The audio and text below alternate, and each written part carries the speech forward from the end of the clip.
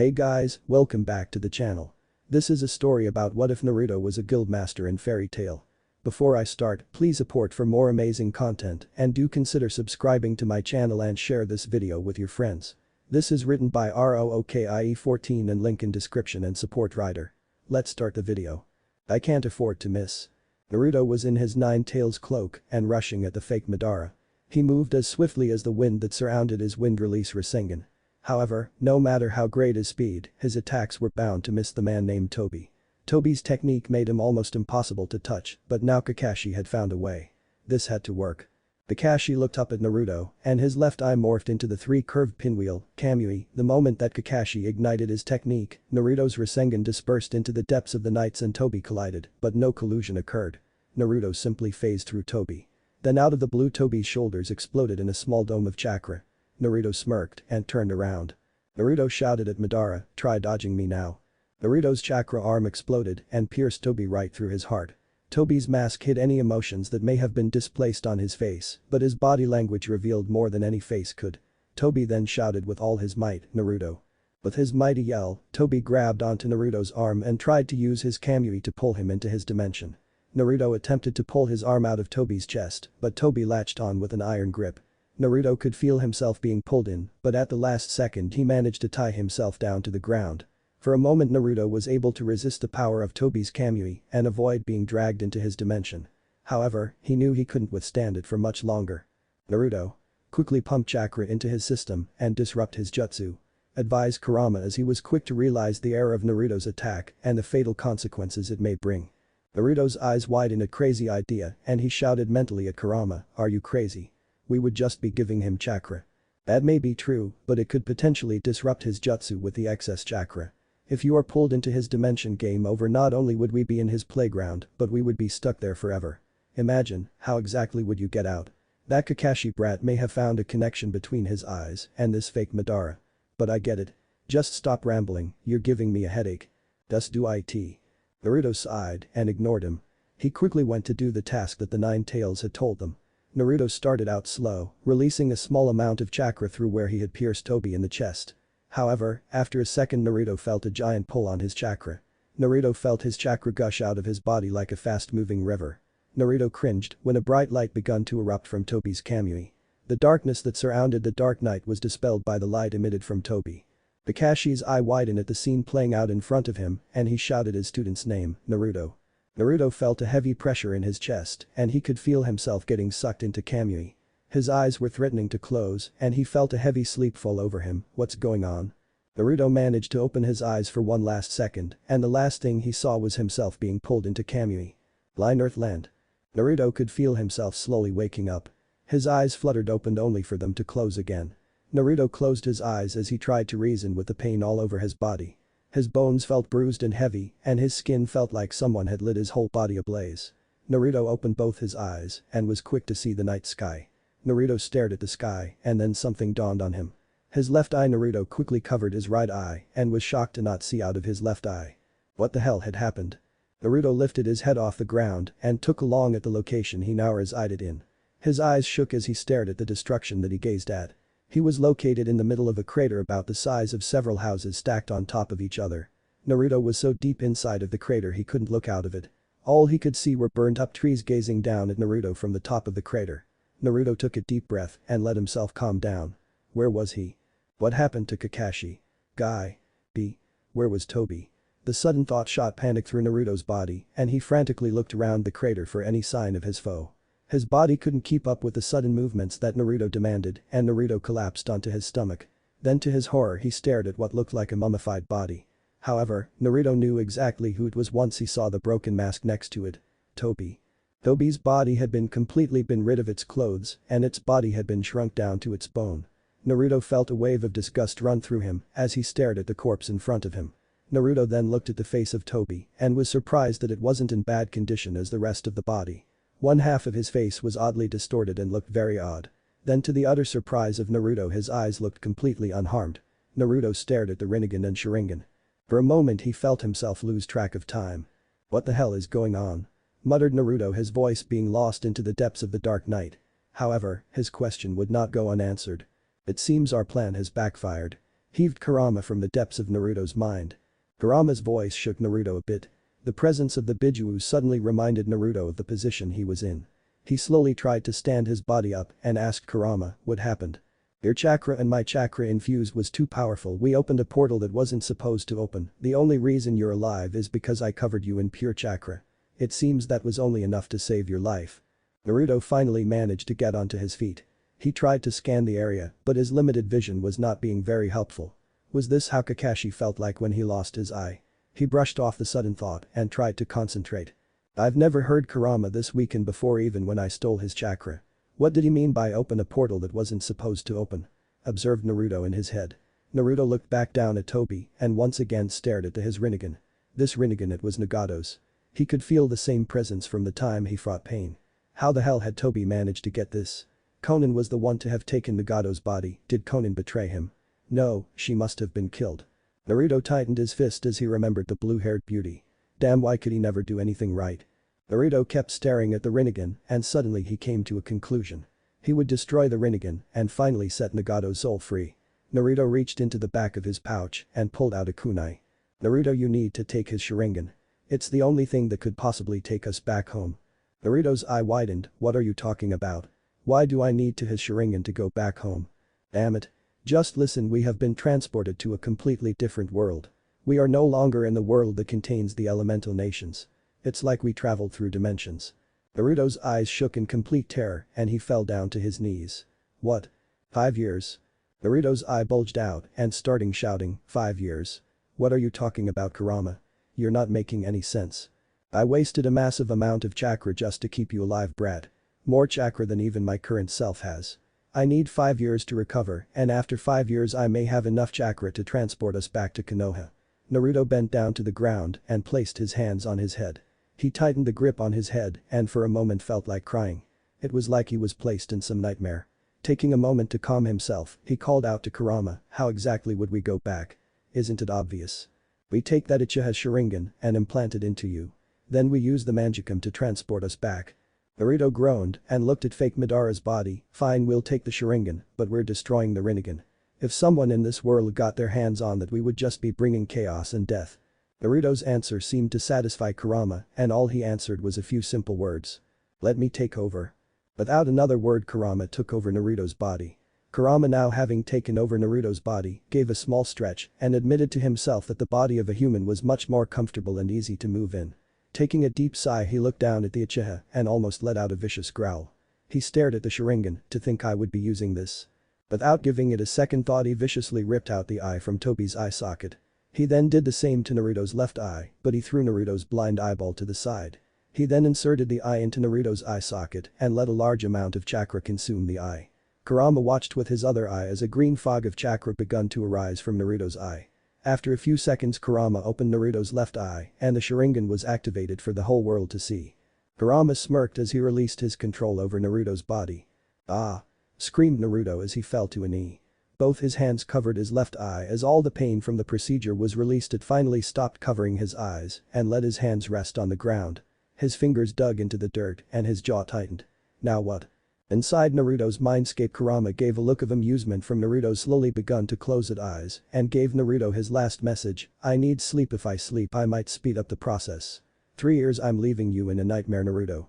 Survive in this world for 3 years and your reward will be the ability to return home. It's a shame I won't be able to help you, so don't die. Then everything went silent. Naruto couldn't believe it. That was it. Kurama seemed to know much more of what was going on and just left him with the smallest details. Naruto called out to Kurama, Kurama. You can't just leave me like that. You stupid ass fox. Kurama. Naruto paused for a moment and let out a sigh of frustration. He closed his new Sharingan eye and he sighed, great. Naruto walked over to Tobi's corpse and he crouched down towards it. He pulled out a slip of paper from his pocket and he used it to cover the Rinnegan. After accomplishing that, he begun to climb out of the crater.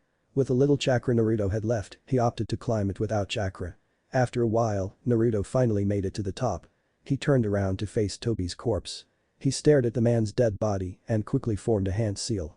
The crater was quickly engulfed in a ball of flames and Naruto watched as the body was turned to ashes. The Rinnegan finally destroyed. Now you can finally rest in peace, Nagato. Line Fiore X 789 5 years after the disappearance of Tenru Island. Sorry Romeo. I guess your first big job wasn't what you imagined it would be. Spoke a man with short spiky hair. The man donned a large brown coat that resembled a poncho. A beautiful woman with long green hair also chose to add a comment, I was also looking forward to this job too. It was the first one I would have taken up after coming back to Fairy Tale. The young boy who was walking in front of the pair of adults didn't offer a single reply. The boy called Romeo simply shrugged his shoulders and continued to walk. It wasn't that big of a deal. Romeo was sure that he would be allowed to go on another job with Biska and Alzak. However, he failed to shake the feeling of disappointment that lingered in his mind. Biska, the green-haired woman, and Alzak, the poncho-wearing man, pitied the young boy. Before the time of their marriage they had witnessed the young cheerful boy that was Romeo. Nevertheless, that all changed on that fateful day. The day everything went to hell. The day which the King of Dragons made his presence known. The day that Fairy Tale's downfall had begun. That day was December 16, X 874, and the day that all of Fairy Tale's core members were wiped out. Biska glanced over to her husband and they both shared a short look. Biska took a deep sigh and tried to banish the similar thoughts they were both having. However, there was something else that was bothering her. I wonder who took down all those bandits. I mean when we got there, the job was pretty much done. Commented Biska out of the blue. Alzak shrugged his shoulders, it can't be helped. At least we didn't have to do any work this time. Romeo, who had been half-heartedly listening to their conversation, was suddenly distracted by a sound nearby. His neck twisted quickly to the left where he stared down a few dark trees. He quickly came to a halt and squinted his eyes to take a better look. He'd walked through Magnolia's forest a million times, but everything always looked different in the dark. Maybe he was just imagining things. Biska and Alzak had also stopped and were standing behind Romeo. Is something wrong, Romeo? Asked Alzak as he started to look into the direction that Romeo was facing. Romeo shook his head. I thought I heard something. Romeo's sentence was cut short when suddenly all three jumped out of the way. In what could have been only sheer luck, the Gorian's fist slammed straight into the ground a second too late. The fist slammed into the ground, destroying the very earth underneath it. Alzak and Biska jumped off the trial and accidentally managed to fall down into some ditch. Romeo had simply jumped back and was left to face the Gorian all by himself. Romeo stared at the monstrosity in front of him. The thing was an oversized ape 20 times Romeo's size. Romeo had fought wizards before, but this was the first time he would have to duke it out with some monster. For a moment Romeo felt himself get sick and couldn't believe the situation he was in. The Gorian looked down at Romeo and examined the boy for a moment. The Gorian watched as Romeo took a step back and ignited some purple flame into his hand. The Gorian smirked at the cute trick and brought up his fists. Biska and Alzak, who were slightly downhill from the Gorian and Romeo, looked up to see the disaster situation. Romeo readied himself for an attack, but in the end he didn't even see anything coming. In an instant the Gorian's fist was coming down before he could even do anything. AHH. Alzak pulled out his two revolvers and Biska quickly recoiled a gun into her hand. However, their efforts were futile before Alzak and Biska could even take aim. The Gorian's fist was a few feet away from hitting Romeo. This was it. That simple sentence echoed through Romeo's mind. He was gonna die like this, without even an opportunity to seize his guild's former glory. He closed his eyes, not wanting to see what was coming next. Romeo heard the thundering fist of the Gorian's fist making impact and clenched his eyes even tighter. Romeo's tightened jaw suddenly relaxed as his mind realized he hadn't been hit. Slowly opening his eyes he gazed at nothing but a torn up orange and black jacket. Slowly, his gaze made its way up and he ended up staring at a head full of blonde spiky hair. In front of him was a blonde teen who had stopped a Gorian's fist with his bare hands. Romeo felt his jaw drop. Line. Naruto was trotting down a never-ending forest. His whole body ached and he couldn't help but sway back and forth as he walked. His thoughts wandered endlessly as he tried to comprehend this odd world he was stuck in. Mages. Magic. Guilds. This place is very weird and it didn't help that those bandits got in my way. I didn't even have anything, and what are jewels? Naruto sighed, though if I hadn't ran into those bandits, I wouldn't have been able to extract all that intel. Naruto placed his hand over his eye. He hadn't had the Sharingan for long, okay, he had only had it for a few hours. Yet for some very odd reason, he had found it so easy to use. A genjutsu that was impossible to pull off in the past, he managed to pull it off like second oddity indeed. Another thing that had caught him off guard was his ability to turn off the Sharingan. Kakashi couldn't deactivate his Sharingan, could it, because of my Uzumaki lineage? Itachi did say something about Senju blood enhancing the Sharingan, maybe. Naruto scratched the back of his head as he continued to walk down this never-ending forest. Taking a better look at the trees, Naruto realized that he had simply walked from one forest into another. Great, only if he had enough chakra for sensory purposes, he could easily find the nearest civilization. As Naruto kept drowning in self-pity, a distant noise caught his attention. It sounded like someone had pounded the ground with a lot of force. Too loud for it to be a falling object or a small animal. Could it be someone is out there? Realizing that there was a bit of distance, he closed his eyes and tried to make a rational decision. If it really was someone, it would be better to make sure without having to go over there. Taking a deep breath, he pulled on the small amount of chakra left and stretched his senses 30 meters into that direction. That's when he sensed it. 3 people and a very large creature. Forgetting his pain, Naruto's instinct took over and he raced to check it out. Covering ground quickly, he managed to reach the scene at the very last second. An oversized gorilla's fist hovered over a young's heart and battle instincts took over. Before the Gorian could even move his fist an inch closer to the boy, Naruto covered the distance between him and the moved in front of the boy and quickly caught the fist with his bare hand. Naruto looked up at his hand and watched as it begun to bleed. His skin had been bright red and injured. The Gorian's fist didn't help his condition at all. Naruto took a deep breath and looked down at the boy behind him. "You alright, kid?" Naruto asked, as if rescuing children from monsters in a forest was nothing more than a common day occurrence. The kid was speechless and Naruto shrugged his shoulders, must be one of the shy ones. Pulling all the remaining chakra he had, he formed a Rasengan with his other hand. He threw the monster's hand up and slammed the Rasengan into the monster's gut. "Take this, Rasengan," shouted Naruto as the Rasengan grinded into the Gorian's stomach and sent it flying. The monster was launched off its feet and sent flying into a tree. The tree did little to stop the Gorian's current momentum and was toppled over in an instant. Naruto grinned at his handiwork and turned around to look at the boy. All in a day's work. Romio's eyes widened as he looked at Naruto. For a moment he could have sworn that he saw the image of someone. Could he really be Natsu? Naruto lifted an eyebrow. That wasn't the exact response he was expecting, but at last the boy had talked. "Natsu? Who's this Natsu?" "My name's Naruto Uzumaki," replied Naruto. Naruto then watched as a cowboy-looking man and a cowgirl-looking girl walked up to them. He watched as the green-haired girl ran up to Romeo and checked up on the boy. "Are you alright, Romeo?" Romeo merely shook his head but couldn't stop staring at Naruto. Alzak was now staring at Naruto and suddenly struck out his hand for a handshake. Naruto met his hand and shook it. Alzak then asked, "Naruto, was it?" "Thank you very much. I'm Alzak Connell and this is my wife Biska." Biska gave Naruto a nod of acknowledgement and Naruto shrugged his shoulders, it was no problem. "Maybe we should be asking you if you're alright. You look like a mess," spoke Alzak as he took a better look at Naruto. Naruto looked down at his tattered clothes and took a deep breath. "You have no idea," replied Naruto as he thought of his shitty day. Biska, having finished checking on Romeo, stood up and gave Naruto a friendly smile. She then offered, "Well, if you need any help, we would be more than happy to help. It's the least we can do to repay you." Naruto smiled back at Biska and almost jumped in joy. "Thank you, you're the nicest people I've met today. Honestly, fighting bad guys and then running into bandits. It's been a long day indeed. If you could just point toward the nearest town, that would be a big help," exclaimed Naruto. Biska and Alzak's eyes widened as they quickly realized what had occurred to those bandits. So this boy took out all those bandits like that. Romeo, who had been silent the whole time, suddenly found his voice and pointed towards the direction they were heading. "If you follow the trail, it will lead you to town." Naruto gave the boy a big thumbs up and said, "Great. I'll be going now, squirt. See you, Biska and Alzak." Alzak was about to stop Naruto to ask him more questions about the bandits, but suddenly he watched as Naruto took a step forward and collapsed. Naruto. Line. Darkness. Naruto watched as his body ventured down a dark abyss. His body floated aimlessly through the void, ignoring the logics of gravity. His body moved so lifelessly that he was starting to look like a puppet whose strings had been cut. Then all at once he regained the sensations of having limbs.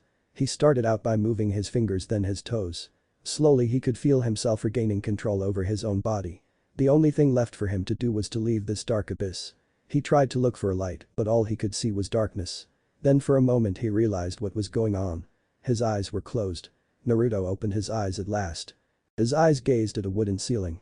Naruto blinked a few times and realized he had no idea where he was. Naruto took a deep breath and slowly edged himself up. Looking around the room, he realized no one was there. He was about to move when he suddenly felt an intense amount of pain in his ribs. Naruto grabbed his stomach and realized he might have bruised a few ribs. Then that's when he noticed it. His whole body was covered in bandages. From head to toe. What was going on? Wait a minute. Naruto's head was suddenly filled with memories and he remembered everything that had occurred. Maybe he had been captured and now he was going to be mummified. Naruto shouted in panic at the top of his lungs, "What the hell is going on? Am I some type of holy sacrifice?" At the sounds of his shouts, the door had burst open. Biska had appeared urgently looking around the room for any type of danger. She was oddly annoyed when she watched Naruto pounce around the room like a total idiot. Biska shouted at Naruto, "What the hell are you doing? You shouldn't be moving like that." A chill ran down Naruto's spine as a too familiar deadly vibe came from the entrance of the room. Like a good kid he was, Naruto rushed to the bed and sat down quietly. Overcoming his fear he looked up and stared at the deadly voice. Only to meet a familiar face. Naruto stood up again and pointed a finger, "I know you." Biska did not get the opportunity to reply when Alzak walked into the room. Alzak looked at Naruto at surprise, not expecting him to have already be up and moving. He voiced his utter shock, "He's up already?" Kanana said it might be days before he would wake up. Naruto's eyes widened as he stared at another familiar face. He was starting to picture together the pieces of the puzzle. He was more than likely saved by the lovely couple. Naruto continued to speak, "Biska. Alzak. You're the couple I met in the forest. Where's your son?"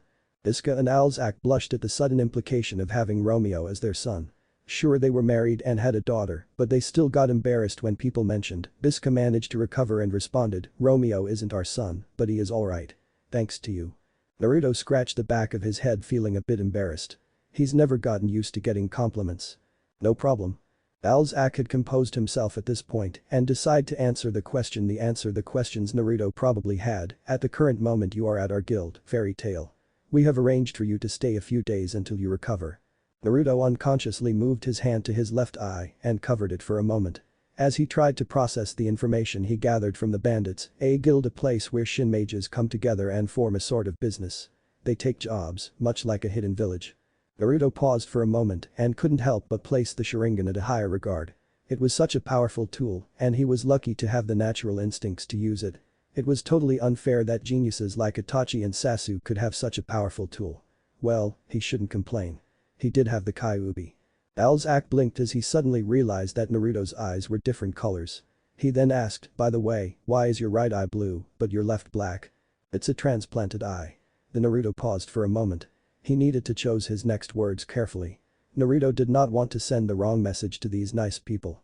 "The right eye is a transplanted one, when I got it they didn't have a black one." Finished would be easier to say that his Sharingan was a natural birthright than trying to convince them that he had managed to transplant a magical eye. Biska rose an eyebrow at the response. "They sell eyeballs?" inquired Biska. Naruto gulped. The lady wasn't stupid, he needed to be smarter. "No, it's an artificial eye. You see, my grandmother was an exceptionally skilled medic and she made it for me," replied Naruto. "Yes, half-truths are the best lies." Biska nodded, accepting the answer. "I see, my friend had a similar situations just like yours. When she came to our guild, this woman gave her an artificial one too. Urza Scarlet, she was quite the monster." "Was?" asked Naruto, noting the change of tone in her voice. Naruto then looked over at Alzak, whose shoulders had slumped down. Biska sighed, "You aren't from around here, are you?" "No, not really," replied Naruto. Alzak looked at Naruto, "Then allow me to tell you. You look pretty young, so you probably were much younger when the name Fairy Tail was considered prominent. 5 years ago this guild was the most powerful guild in all of Fiori. What happened?"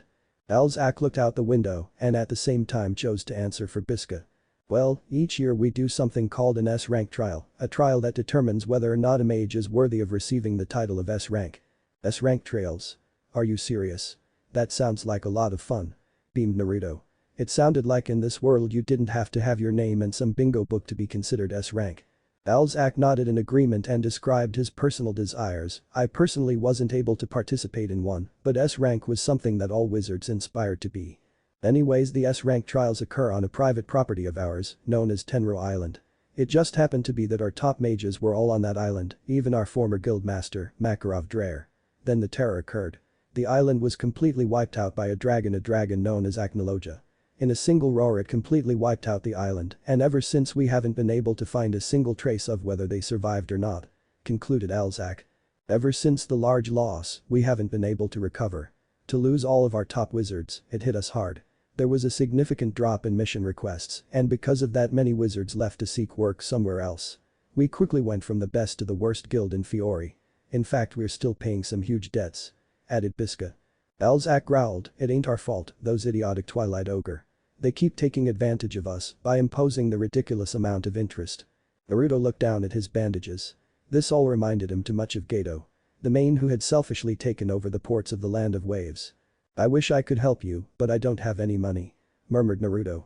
Elzak backed up a little and he announced, what a minute, I don't want to make it sound like we're demanding money. I know, but I feel bad taking advantage of your hospitality when you have problems of your own. If you don't mind I'll be taking my leave. Confined Naruto as he stood up and suddenly Bisca grabbed his arm. No wait a second mister. We don't need your pity either. Even if we don't have money, it doesn't mean we won't help a person in need. It was quite obvious that you needed help. Countered Bisca. Naruto scratched the back of his head and apologized, I'm sorry. I didn't mean to offend you. Bisca and Elzak gave Naruto a reassuring smile and ushered him back down. Then Bisca added, if you need anything then just ask. Can I have some food then? Asked Naruto with a big grin. Bisca and Elzak both sweat dropped at Naruto's lack of hesitation. What had happened at not overdoing his stay? Bisca sighed and realized that this kid was an oddity indeed. This way. Line. Naruto's eyes were a bit wide as he looked at Fairy Tail's guild hall. It was a large room, but not something he had expected it to be for a guild hall. It had a small wooden bar at the back and a few old tables and chairs. Naruto couldn't help but speak his mind, is this a back room? Naruto watched as Bisca and Elzak fell into a depression. Naruto gulped realizing he had done it again. Speaking without thinking. He then chuckled, I guess you weren't kidding when you guys needed help. Bisca laughed nervously and tried to keep from meeting Naruto's eye. She hated the situation they were in. Let's just get you something to eat. Once again he was pulled away and Bisca led him to a table close to the small bar. Naruto sat down and tried to relax, but his instincts begun going wild. He scanned the room quickly and noticed that there wasn't more than around 10 members and it looked like 2 of them were kids. Naruto watched as an aged purple-haired man sat down at his age really showed with his wrinkles and decreasing hairline. However, Naruto had to admit he liked his long white matched perfectly with the purple-collared shirt underneath. It reminded him much of his father's white Hokage cape. So, you're the mystery fella that my son won't stop raging about? The man abruptly asked. Naruto looked at the man, Naruto studied him for a moment. He looked a lot like that kid Romeo. Son? You mean that squirt Romeo? Inquired Naruto. Ah, yes I thank you very much for helping him. Even though it was a duty left at the care of other people. Coughed the man with quite a vibe. Naruto watched from the corner of his eye as Bisca and Elzak begun to sweat. This man was probably a senior member or a guild master. Interesting. Bisca had been hearing the conversation quickly moved to avoid trouble. She then hollered at Naruto, hey Naruto, give me a second. I'll get you something to eat. So, what's your name kid? Asked the man. Naruto looked at him, Naruto Uzumaki, you? The man paused before answering. Remembering the name into his head. Then he answered, my name's Mikao Konbold. The brown-haired man smoking a cigar appeared from behind Mikao. He had a few wrinkles, but looked in better shape than Mikao. The man readjusted his brown jacket after sitting down. The man then looked over at Mikao. Mikao, trying to recruit a blondie here? He asked. Naruto watched with amusement as a tick mark appeared on Mikao's forehead, I told you to call me master.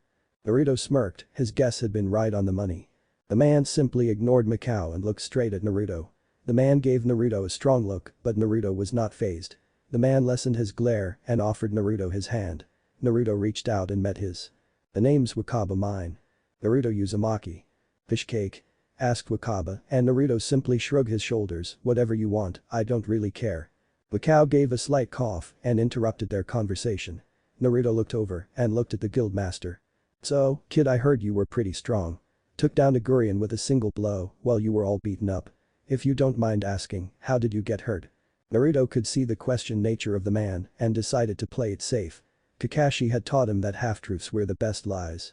So he would keep it that way. He then replied, I was fighting someone the fight got to its climax and the coward attempted to get away. He had a teleportation technique and was going to use it to escape. I tried to hop on for the ride, but things went wrong. The teleportation killed the other guy, but I barely managed to escape with my life. Teleportation magic. Dead?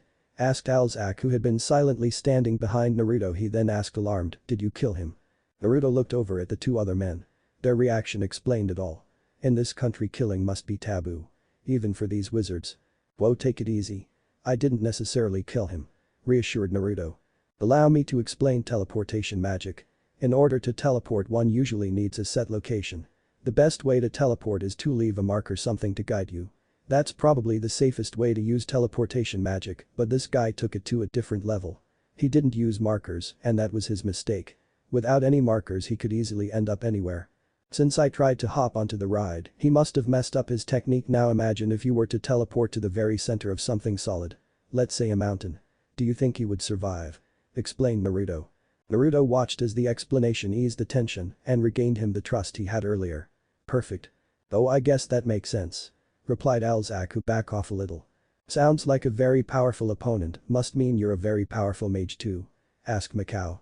You're not affiliated to a guild. Or happen to have a home, do you? Naruto's eyes fell to the ground. This man was sharp at coming at the right conclusions. Not at the moment, mused Naruto.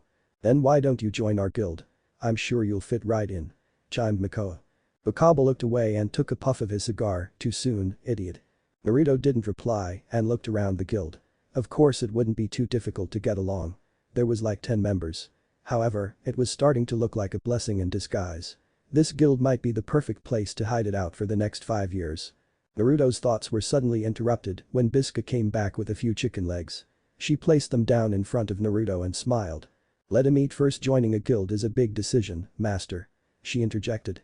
Mikao smiled at the fact he was called master and took Bisca's words into consideration. I guess you're right, Bisca, enjoy the meal, Naruto. I'll come back for your response.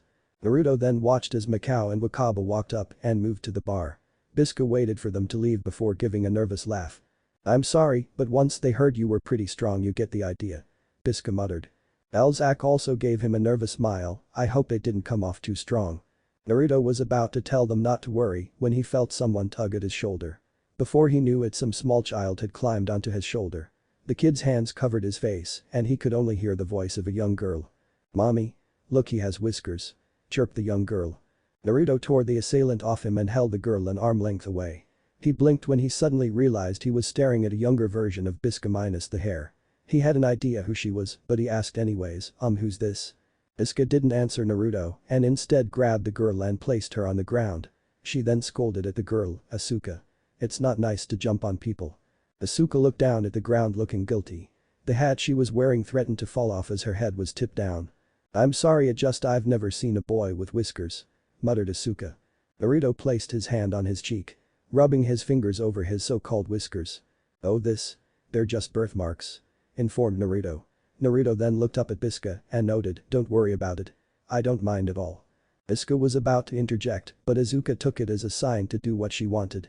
She jumped onto the table and took a real close at Naruto's face. The girl stared at Naruto's birthmarks real hard and then turned around to face her parents. They're so cool. Mommy, can I get some? Chimed Asuka. Naruto laughed as Alzak and Bisca turned a shade red. Alzak looked down at his daughter, denied her, Asuka, you can't get those, it's something he was born with. Asuka pouted and crossed her hands. For a moment Naruto thought she was going to make a scene, but her attention was suddenly stolen by the food on Naruto's plate. Oh. Chicken legs. Can I have one? Cried Asuka. Bisca was about to say something when Naruto beat it to her, sure you can, kiddo. There's more than enough pieces, one for you and one for me. Asuka, you've already eaten. Replied Bisca as she didn't appreciate the Asuka's rude behavior. Naruto gave Bisca a grin. I don't think it will kill her if she eats one more. Right, Asuka? Insisted Naruto. Bisca caved in, fine, if Naruto says it's okay, go ahead, sweetheart. Naruto and Asuka were about to dig in when they watched the door burst open. 4 men quickly walked in. Naruto's eyes darted back to Alzak and Bisca, looking for an indication of what was going on. However, all he saw was Alzak whisper something to Bisca and he raced to the front with the others. Naruto then felt something shake in his lap. He looked down to see a look of fear-stricken Asuka. They're back, she groaned. Bisca sighed and asked out loud, what do they want now? Who are they? Whispered Naruto to Bisca, trying to keep himself from bringing too much attention. They're bad men who keep taking our money. Whimpered Asuka. They always trash the place and pick fights with us. Naruto narrowed his eyes and met Bisca's confirming, turned his head and looked back at the 4 men. Maybe staying low profile was going to be harder for him than he thought. He begun to stand up and spat, not if I'm around. Bisca grabbed his shoulder and slammed Naruto back into his seat. Naruto was caught off guard by Bisca's strength. She was certainly more than what met the eye. Don't, you're not completely healed and we can't afford to pick a fight with them. Snapped Bisca. Naruto wanted to argue but could see the seriousness in her tone.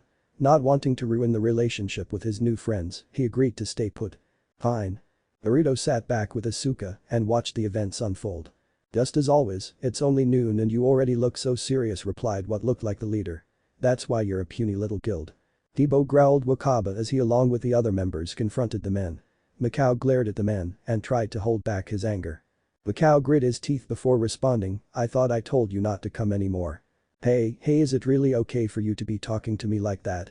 Asked Tebow. After all, we are the guild that represents Magnolia, Twilight Ogre. What did you come here for, Tebow? Asked Mikao. This month's pay, replied Tebow as he begun to walk closer to Mako. Mikao's eyes widened at Tebow's reason. Mikao shouted, but it isn't due until another 4 days. Our boss wants the money now, replied Tebow with a devilish grin. Mikao looked down, we don't have enough money yet, just a few more jobs, and I swear we will get the money. On the day we promised. Come on now, when you were on the verge of collapse, who was it that came to the rescue of this rundown tavern? Asked the shortest one. We were the ones who stepped in and loaned you the money, weren't we? Asked another. We wouldn't have accepted it if we knew about the interest you would charge us with, replied a tall orange-haired man who stepped in front of Mikao's guild members. What did you say? Asked the chubby one of the Twilight Ogre. Stop it, Jet, ordered Mikao. Mikao looked at Tebow, we will pay you the money in 4 days like promised. Naruto watched as Tebow kicked Mikao across the room. The room quickly exploded and all the guild members begun to get hot-headed. Naruto narrowed his eyes again and realized that soon a fight would explode in this guild. Mikao lay on the ground and shouted, Fairy Tail, stand down. Naruto watched as most of the guild members did exactly that. Even though the guild was small, Naruto had to hand it to the master. His members were loyal to him. However, Naruto watched as a familiar face walked up to the front of Fairy Tail, stood bravely in front of Tebow. We don't have any money to pay you guys, he muttered. What's up with that attitude, brat? Asked Tebow, not liking the kid in front of him. Romeo simply growled as his hand formed an odd circle. Naruto's eyes widened. Is this how magic is used? By using these barriers that look like seals. He then felt a tug at his shirt. Looking down, he was surprised to see Asuka hiding her face into his borrowed white shirt. Naruto didn't know why, but it fueled him with anger. He was right to think of Gato when he thought of these men. Nothing more than savages preying on the weak. He loathed men like these. To have been tamed by punks like these, father and everyone else are cowards, uttered Romeo as he broke Naruto from his thoughts. I'm going to fight. If things keep up, Fairy Tail's name will be worthless, shouted Romeo as a purple flame erupted in his hand. Naruto smiled at the kid and looked at Asuka. He then watched as Bisca had moved forward and was no longer in position to stop him. Picking up Asuka, he placed her on the ground. It's going to be alright, Asuka. But right now I gotta go help your friend Romeo. Asuka wiped a tear and shook her head before coming to her conclusion, but won't you get hurt? Naruto chuckled, let me tell you a secret, Asuka, I'm a ninja and ninja are a lot stronger than what they may look like. A ninja? But aren't you a wizard? Asked Asuka. Naruto put a finger to his lips, no, I'm a shinobi, but don't tell anyone. People would get jealous if they knew how awesome I was. Naruto put his forehead against hers, so this our little secret, okay? Asuka nodded as she finally stopped shaking from fear. Okay, she innocently replied. Naruto took a deep breath. Showtime. Line. Romeo stood in front of Tebow prepared to go into a full-blown battle. Tebow looked down at Romeo. He simply took a deep breath and blew out Romeo's fire. Romeo's eyes widened at Tebow's actions. What just happened? What? Gawked Romeo. Mikao, who had been on the ground, quickly stood up. A scene too much for a father begun to unfold before his eyes. Mikao watched as Tebow reached for his kanabo. Mikao screamed, stop. I'm going to teach you a lesson, brat, announced Tebow as he pulled back his kanabo. Naruto looked up at the fight and reached for the fork on the table. He then whispered at Asuka, watch this. Asuka watched in amazement as the fork glowed blue. Was this his magic? Tebow pulled out his kanabo and slammed it down on Romeo. Romeo put his hands up in order to soften the blow to his face, but to his revelation, nothing ever hit. Waited for the pain to explode on his arm, but a sense of deja vu ran through his head. He didn't open his eyes until the sound of metal hitting the ground ushered them open. That's when he saw Tebow's kanabo cut in half. For a moment Romeo could not believe the sight in front of him. He looked up at Tebow's face and realized he was staring at something off to the side. Looking into the direction that Tebow was staring at, he was met by the side of a fork. A blue glowing fork that had embedded itself into the wall. A fork? Who did that? Questioned Tebow. Everyone in the room turned to the direction the fork had been thrown. There stood Naruto with his hand extended and his bangs covering his eyes. Tebow growled, and who exactly are you? Naruto? Asked Mikao, unintentionally answering Tebow as he stared at Naruto in shock. Isn't that the new guy? Asked Jet. Debo growled, a new guy. Then let me show you how it works around H. Shut up. The members of Twilight Ogre took a step back. The threatening tone in Naruto's voice had shocked them. Naruto looked at Tebow and revealing his eyes to everyone. Even the members of Fairy Tail looked amazed at Naruto's left eye. His pupil was bloody red, with 3 tomo surrounding it could feel the menace radiating from the eye. Tebow took a step forward and asked, who do you think you are? Didn't you know it was common curiosity to give your name out first before asking for someone else's? Retorted Naruto. Tebow responded, I don't think you understand the situation, brat. Naruto mocked Tebow. Allow me to show you how it's done. The name's Naruto Uzumaki. Not that difficult. Right. Are you mocking me? Asked Tebow. Naruto shook his head and took a step forward. Let me tell you how it's going to go down. You leave now and never return. I won't allow you to trash this place or beat anyone around anymore. This place is where these hard-working people have dedicated their lives to keep running. Hear me out, if you touch a single hair on that boy or anyone else's, it'll be the last thing you'll ever do as a wizard. Stressed Naruto. Tebow continued to growl at Naruto and stated, you think you scare me, brat. Naruto gave a smirk and that was the last thing Tebow saw. In the blink of an eye Naruto crossed a room and appeared in front of Tebow. Not the right answer. Before anyone could react Naruto punched Tebow right in the gut and sent him flying out the door. Jet's eyes widened, he's so fast, faster than me. The cow eyes were looking at the back of the boy, what insane speed and strength. Look at that. He made that tiny fork into a weapon sharp enough to cut through his kanabo.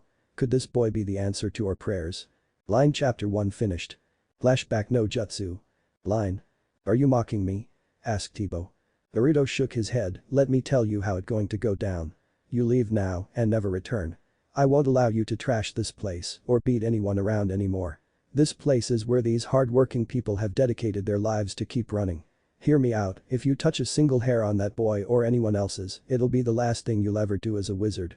Tebow growled, you think you scare me, brat. In the blink of an eye, Naruto was in front of Tebow, not the right answer. Before anyone could react Naruto punched Tebow right in the gut and sent him flying out the door. Jet's eyes widened, he's so fast he may be faster than me. Macau eyes were looking at the back of the boy, what insane speed and strength. Look at that. He made that tiny fork into a weapon sharp enough to cut through his kanabo. Could this boy be the answer to our prayers? Line. Naruto stood in front of the doorway with his fist extended out. Everyone else in the guild watched Tebow knocked out in the front lawn. The 3 men accompanying Tebow suddenly yelled out in anger, what a cheap shot. Let's teach you a lesson.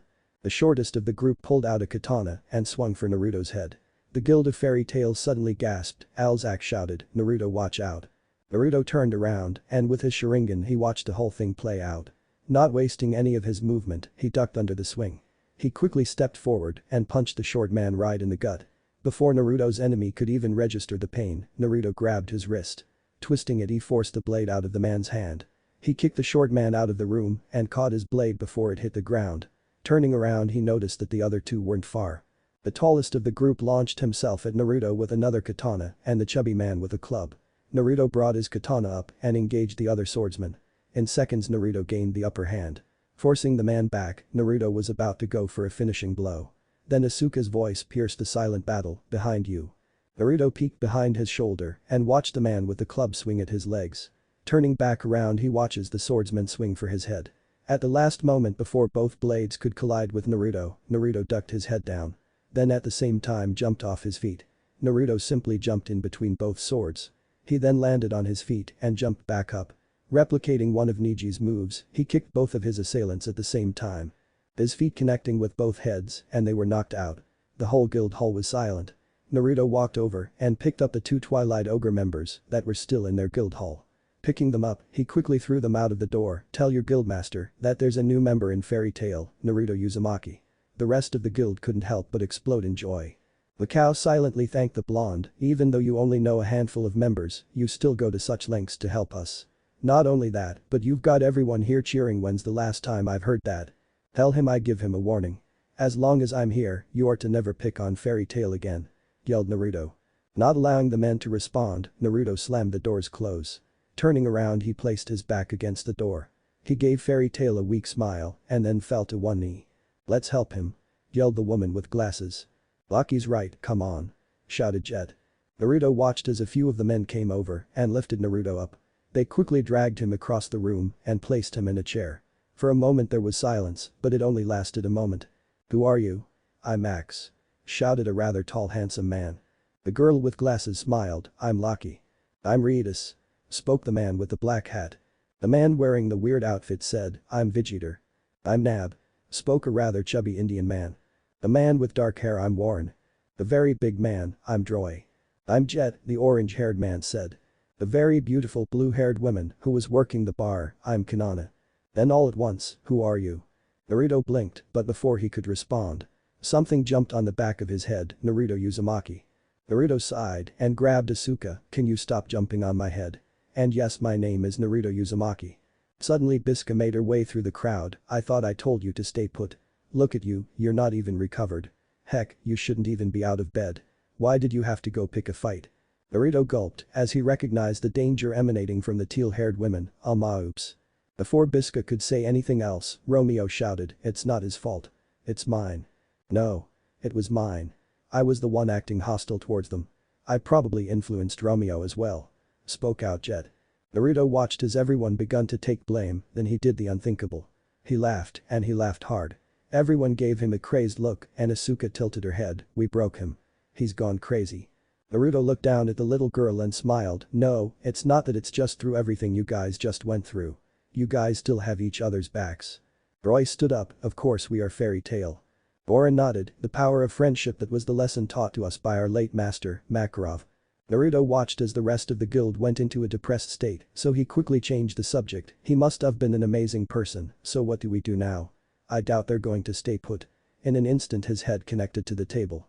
Everyone stepped back as Bisco let out a deadly aura. "I don't care whose fault it is, I told you to stay put. You thought we couldn't take them down, those 4 puny punks? That's not the issue here. I've only seen her like this once." Alzak gulped as he remembered the time he let Asuka play with his gun. Mikao stood up, "Enough. What's done is done, there's no reason to beat Naruto, Bisca." Bisca took a deep breath as she tried to calm herself, "That idiot. As for you, I can't let you join," replied Mikao as he looked at Naruto. Naruto's eyes widened, "What? But I thought. We can't afford to get in a fight with Twilight Ogre. We're not only in debt by them, but we are completely outnumbered by them. I'm sorry, but I'm going to have to ask you to leave," replied Mikao. Bakaba looked at his friend in shock, "Mikao? What are you thinking? He's not even close to be recovered and he managed to take down a whole team. Without even being touched once. How can you let someone like that go?" "I'm sorry, but we can't afford it. Hopefully by letting him go, Twilight Ogre's guildmaster won't add a big fee for beating up his guys. You guys need to understand, we owe them money. We have to pay them," spoke Mikao as he looked at the rest of the guild. Romeo stood up, "What?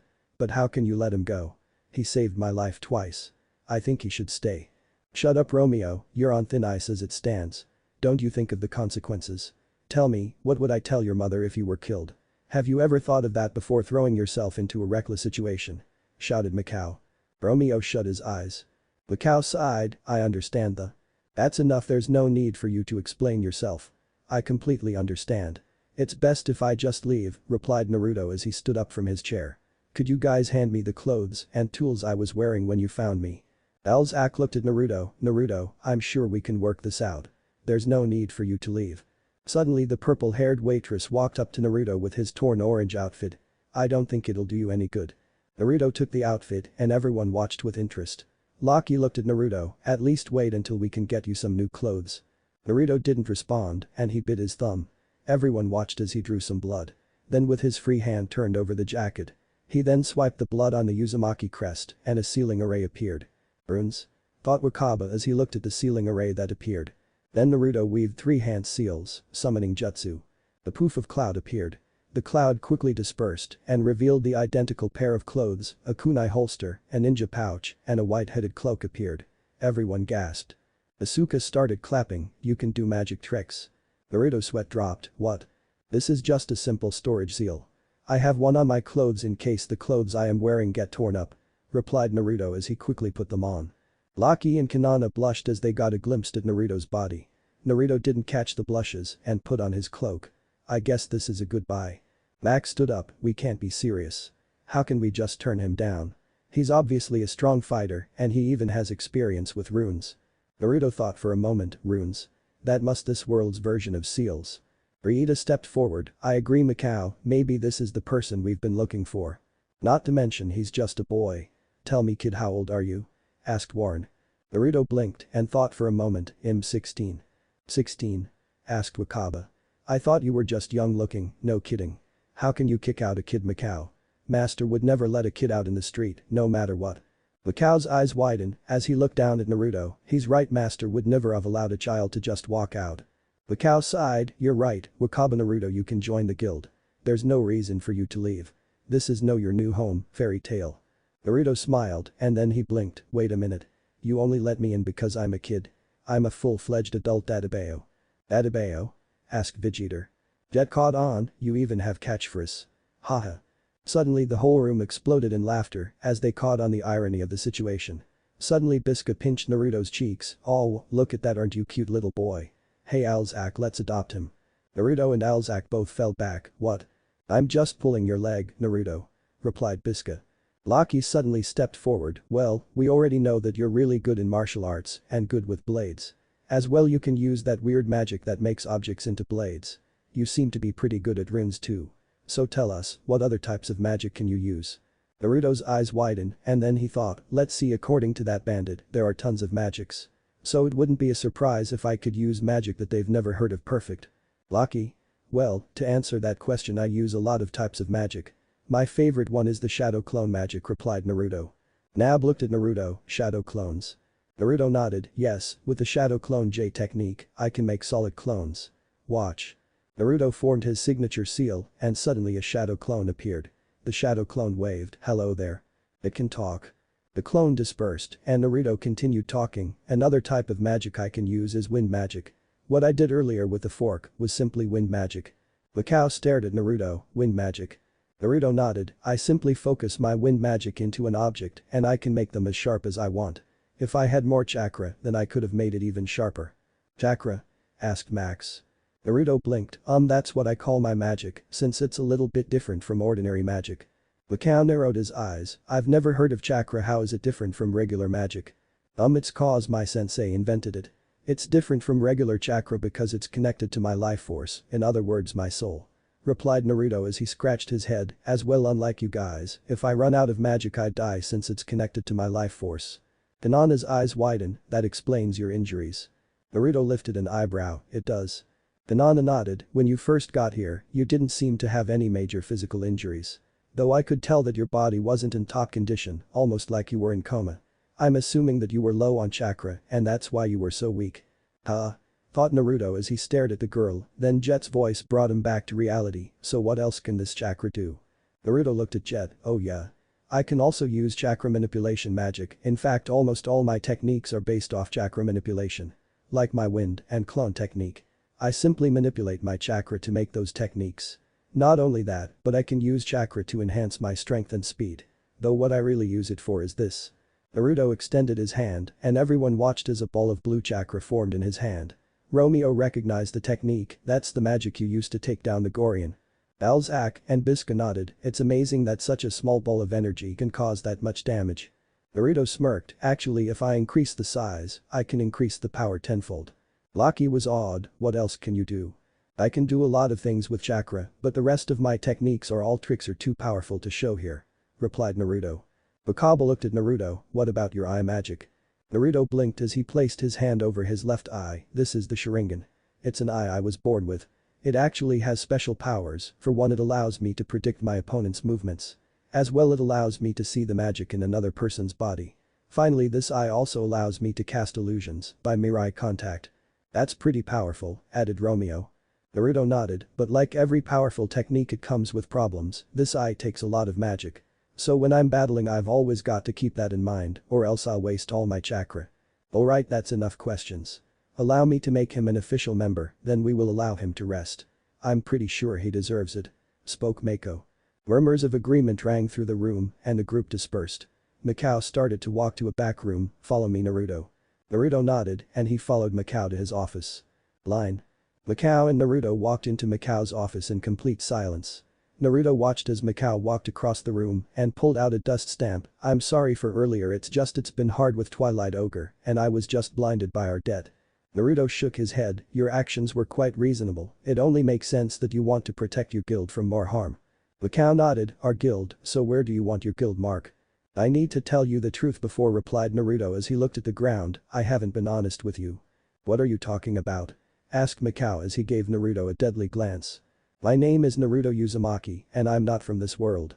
Line. Mikao sat back in his chair and took a deep breath. That's one crazy tale dimension travel. Naruto's eyes fell to the ground. I didn't expect him to believe it. But I believe you, replied Mikao. Naruto's eyes widened. Really? Mikao nodded. You're not the first one to join our guild that wasn't from our dimension. There was once a man who came from a different dimension. His name was Mystigan. Though he has long returned home. How? Asked Naruto as he jumped on his feet. I doubt it could work the same way, Naruto. It's cause that dimension and ours are very closely connected. I doubt they could send you home, as well we can no longer go there. Replied Mikao. Naruto sighed. I understand. So where do you want your guild, Mark? Asked Mikao. Naruto's eyes widened. What? You still want me to join your guild? But I told you once Kurama awakens, I'll leave this world. That may be true, but it isn't set in stone. Your beast said he may be able to send you home, but what if he can't? Asked Mikao. As well, he isn't expected to awaken until 3 to 5 years, that's a lot of time. If you're as strong as you say, we need you. Not to mention there's something different about you, something that this guild has been missing for 5 years. Naruto lifted an eyebrow, and what is that? Hope. Naruto's eyes widened, and he closed them. A smile crept on his face, and he unzipped his jacket. Pulling his shirt up, he looked at Mikao. Put it above my heart. Mikao smirked. How cheesy, brat, let's go. Naruto nodded, and he followed Mikao back into the guild. Line 1 year, X 790, 1 year before return of Team Tenru. It's been a year, why are you so worried? Asked Laki as she sat at the bar with Naruto, Mikao, and Wakaba. Wakaba nodded. Laki's right, it's been a whole year since they've came knocking around. Ever since the shadow of Fairy Tail has arrived they've been too scared to come up here. Naruto shook his head. He was dressed the same from a year ago, but no, he was wearing a headband with the Fairy Tail emblem. As well, his headband was covering his left eye. Since Naruto had found it difficult to keep it deactivated whenever his emotions arose. It had been a year since Naruto arrived and he made quite the name in the town of Magnolia. Ironically, the beating he placed upon Tebow's team had earned him the nickname, the shadow that watches over Fairy Tail, in the town of Magnolia. No, I know people like them. They're planning something and I have a real bad feeling about it. I agree, it's never bad to be too cautious. I think we should start heading out in groups, that includes you, Naruto. Replied Mikao as he took a drink of his sake. Naruto sighed as he drank some his orange juice. Then I'll just take Romeo, or I'll go with Alzak. Suddenly Kanana appeared with a bottle of sake. Who wants more? Mikao motioned that he wanted some, and Kanana poured more into his cup. She looked at Naruto. You sure you don't want any, Naruto? No thank you, Kanana. I don't drink. Replied Naruto as he finished his orange juice. Wakaba took a puff of his cigar. Good boy, aren't you, Naruto? I guess it's understandable, you're only 17. Naruto shook his head. It's not exactly cause I'm a good boy, it's because I made a promise to someone. That I would respect the 3 prohibitions of life. Money, alcohol, and women. You guys should know better than anyone, I never go back on my promises. I know, kid, Mikao smirked. Wakaba took a puff of his cigar. Kid? That an understatement, sometimes his wisdom surpasses both Mikao and I. Laki's gave Naruto a curious look. Who did you promise this to? My mother, replied Naruto as he stood up. I'm going to go train, Mikao. Then I'll take another mission. Naruto put his hands in his pocket and walked out. Laki was a bit surprised. His mother? I've never heard him talk about his family. Mikao shook his head. Don't dig into it. Naruto has had a very painful and dark past. What are you talking about? Asked Kanana as she took Naruto's empty cup. Wakaba sighed. It's best if you tell them, I don't think he would mind. Mikao sighed. When Naruto was born, his village was attacked by a demon. His parents were apparently mages that killed the demon at the cost of their lives. Sharp intake of breath came from Laki, a forbidden spell. Mikao shrugged his shoulders. I don't know. But the village was partially destroyed and they decided to use Naruto as a scapegoat. They believed that their parents were for fault. The whole village despised him for something he couldn't control. Poor Naruto, spoke Kanana as she stopped cleaning Naruto's cup. Laki put a finger on her chin. Wait. But how did Naruto promise his mother something if she died when he was still an infant? Mikao answered. I was getting to that. Apparently Naruto's mother must have been very skilled at runes because she implanted a rune on Naruto. That at the moment of his darkest hour, she would appear. Is that even possible? Questioned Laki as her eyes shook. To use a rune to store your spirit like that? Mikao shrugged his shoulders. I don't know, but that's what Naruto said. That's enough storytelling for today. Line. Naruto took a deep breath as he closed his eye and pulled out 3-pronged kunai. each kunai had a seal marked on them. Naruto opened his lone eye and threw them at 3 different objects. The kunai flew at blinding speeds, and before they could land they all disappeared in a flash of yellow. Naruto appeared at the third target with the 3 kunai in hand. Naruto sighed, I've gotten better, but I still need to work on this. If it hadn't been for the pervy sage teaching me Fuinjutsu, I would have never been able to use this jutsu. Thought Naruto as the thoughts of his master triggered memories. Looking down at the 3-pronged kunai, Naruto smirked, it seems like I've finally caught up to the old man, a whole year of training. I wonder how Konoha is doing right now. Do they miss me? Are they worried? Or more importantly, is everyone alright? Naruto sighed as he stood up and jumped to the trees. I feel like I've been here forever, but it's only been a year. I've managed to increase my wind arsenal, as well learn the fire release. Though it's been so difficult to learn new techniques. All I have been doing is trying to find techniques here and replicate them. It hasn't been exactly easy. Naruto jumped from tree to tree as he headed back to the guild. Kurama hasn't spoken a word in a year too, in fact I've been completely cut off from his chakra. I think he might have tightened the seal on purpose, how ironic. The only plus side from this has been the major increase in my chakra control. Naruto's eyes widened as he felt one of his kunai activate. Asuka. Naruto disappeared in thin air. Line. Everyone was shouting around the guild. Asuka sighed as an argument begun to arise from the adults. Asuka sighed, maybe I should have stayed home. Uo. I know, I'll call Naru. Asuka pulled out a 3-pronged kunai, he said, only to use this in an emergency. Oh well. Asuka giggled as she threw the kunai at the ground. A few moments later Naruto appeared. His face covered with worry, he gave Asuka a hug, are you alright? Asuka gave him a toothy grin, yeah. You are? Wait a minute. You aren't in danger. Yelled Naruto. As Naruto yelled, the rest of the guild turned into silence. Naruto watched as Mikao whispered something to Wakaba. Suddenly Jet spoke out, why don't we have him do it? He is the strongest one here. Naruto raised an eyebrow, do what? And why were you arguing a minute ago? Elzak looked at Naruto, we were debating who would take this S-rank mission. Naruto's eyes widened, S-rank. I thought the highest you guys ever got was a low A rank. Max nodded, we know, so we were debating who would take it. If we do good, it may bring more jobs in. What's the job? Asked Naruto. Borin sat down with a flyer in his hand, there's a monster terrorizing a small village near Cedar. Apparently the monster has killed several mages that have attempted to kill it. It's worth 5 million jewels. Naruto narrowed his eyes, only 5 million jewels. That sounds like it should be worth more. Mikao nodded, that's what we were debating. Whether this job was worth it or not. But master. If we don't take this job, it might make us look weak. Spoke out Roy. I'll take it. Everyone looked at Naruto. Then Mikao shook his head, I know you can take care of yourself, Naruto. But I'm not sure if anyone else is up to it. Naruto shook his head, I wasn't suggesting taking anyone else along. What? You're crazy. Yelled Biska, even when we had multiple S-rank mages, most of them still chose to take teams. Naruto shrugged his shoulders, I'm not your typical S-rank mage. Naruto, you're not even S-rank. Spoke Nab. Naruto sighed, just listen, I'm a one-man army. I can be any number from 1 to 1000. Not to mention my teleportation technique. If things get out of hand I can simply teleport out of there. I got this, Mikao. Mikao sighed, I don't know why I'm agreeing to this, but okay. You can take mission. Biska and Alzak complained loudly, as they had been the ones who wanted the mission. Naruto simply took the flyer and walked to his room in the back. Walking in, he pulled out a white-hooded cloak and put it on.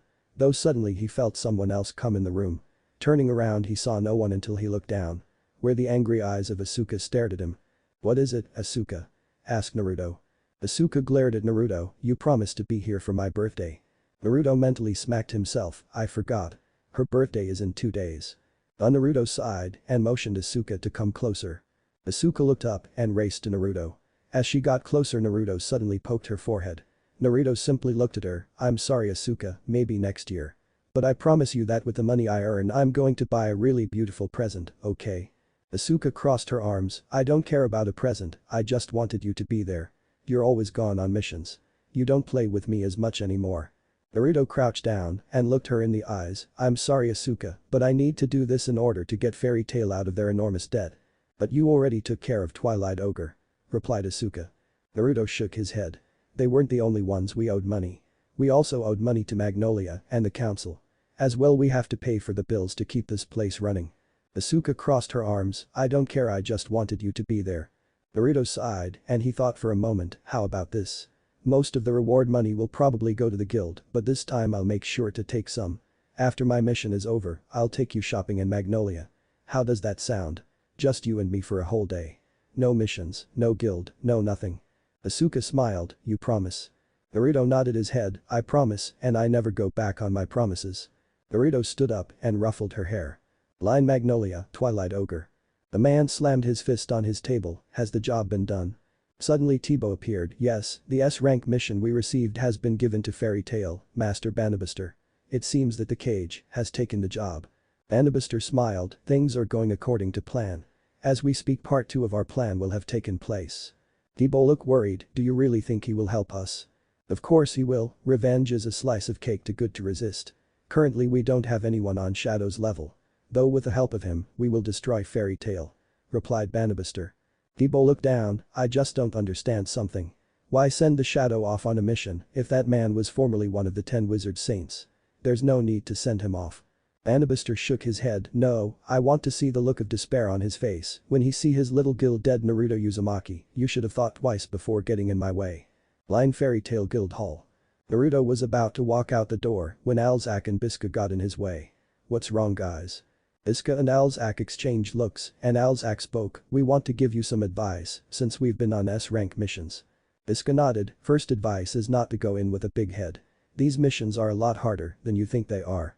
Second, always stay aware of your surroundings. Every little detail will help," added Alzak. "Lastly, always gather information. Information is crucial on these missions," finished Biska. Naruto nodded, "Geez, I know that, guys. Don't you forget I'm a master of analyzation. As well, I'm the most unpredictable person on this planet." "That's what worries us," spoke Alzak, causing Naruto to fall to his face. "Thanks for the support, Alzak."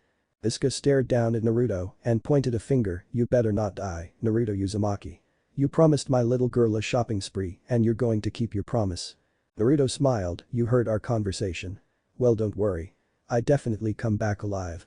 Then Naruto moved past them and exited the guild hall. Line Fiori Prison. Our lights flashed all over the place, illuminating the black night. Deafening sirens roared throughout the night and knights ran throughout the place. Shouts of guards could barely be heard over the sirens. "The prisoner has escaped. Teams, spread out and find the convict. We can't allow Oze Porla to escape." Yet their efforts were futile because a mile away a hooded figure walked behind a group of men. Looking back, he laughed at the prison, "Fool, soon Makarov, I'll be the one to destroy your precious guild." Oze turned around and begun walking behind the group of men that escorted him. Line 2 days later, Fairy Tail Guild Hall. The guild hall was covered with pink decorations and there was a center table set up. The center table had a big cake and a couple presents surrounding it.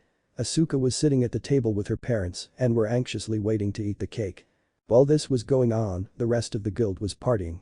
They were eating, drinking, and playing games. Suddenly Biska asked for everyone's attention, "Everyone. Pay attention, we're about to open gifts and giving away cake." The crowd exploded into happy birthdays and they quickly gathered. Mikao cleared his throat. "I like to talk first." Seeing no complaints, Mikao looked at his son. Romeo's face was lightened up with an enormous smile. Mikao smiled, "A year ago, I doubt we would have been able to have this celebration. I think that the only man to thank is Naruto. Even now, when he should be celebrating with us. He is out doing the first S-rank mission we have received in 6 years. He's lifted everyone's spirits and I think we should all keep him in mind. Second, I would like to wish our precious Asuka Connell a big happy birthday." "How old are you now, sweetie?" asked Mikao. 4. Shouted Asuka. Mikao laughed, "You sure make me feel old. It was only a few years ago that your parents were still youngsters.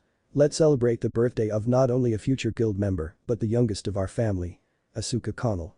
A ring of happy birthdays filled the air. Presents were quickly handed out and Asuka ended up placing a brand new hat on her head. Before the cake could be handed out, a booming explosion was heard outside. Wakaba stood up, "What's going on?" "Let's go check it out," shouted Warren. Soon enough the whole guild ran outside to see the problem. Biska looked down at her daughter, "Stay in here with Kanana, honey." Biska quickly followed everyone else. When she made it out, she was shocked to see the whole guild of Twilight Ogre outside. Biska gaped, "What is this?" Suddenly Banabaster stepped forward, "This is a declaration of war. It seems that this town isn't big enough for 2 guilds. Go Twilight Ogre."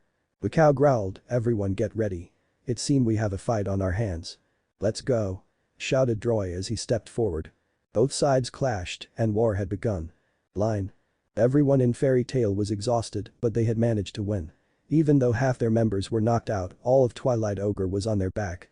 Everyone except Bannister and a hooded figure. Bannister laughed, I guess it's your turn.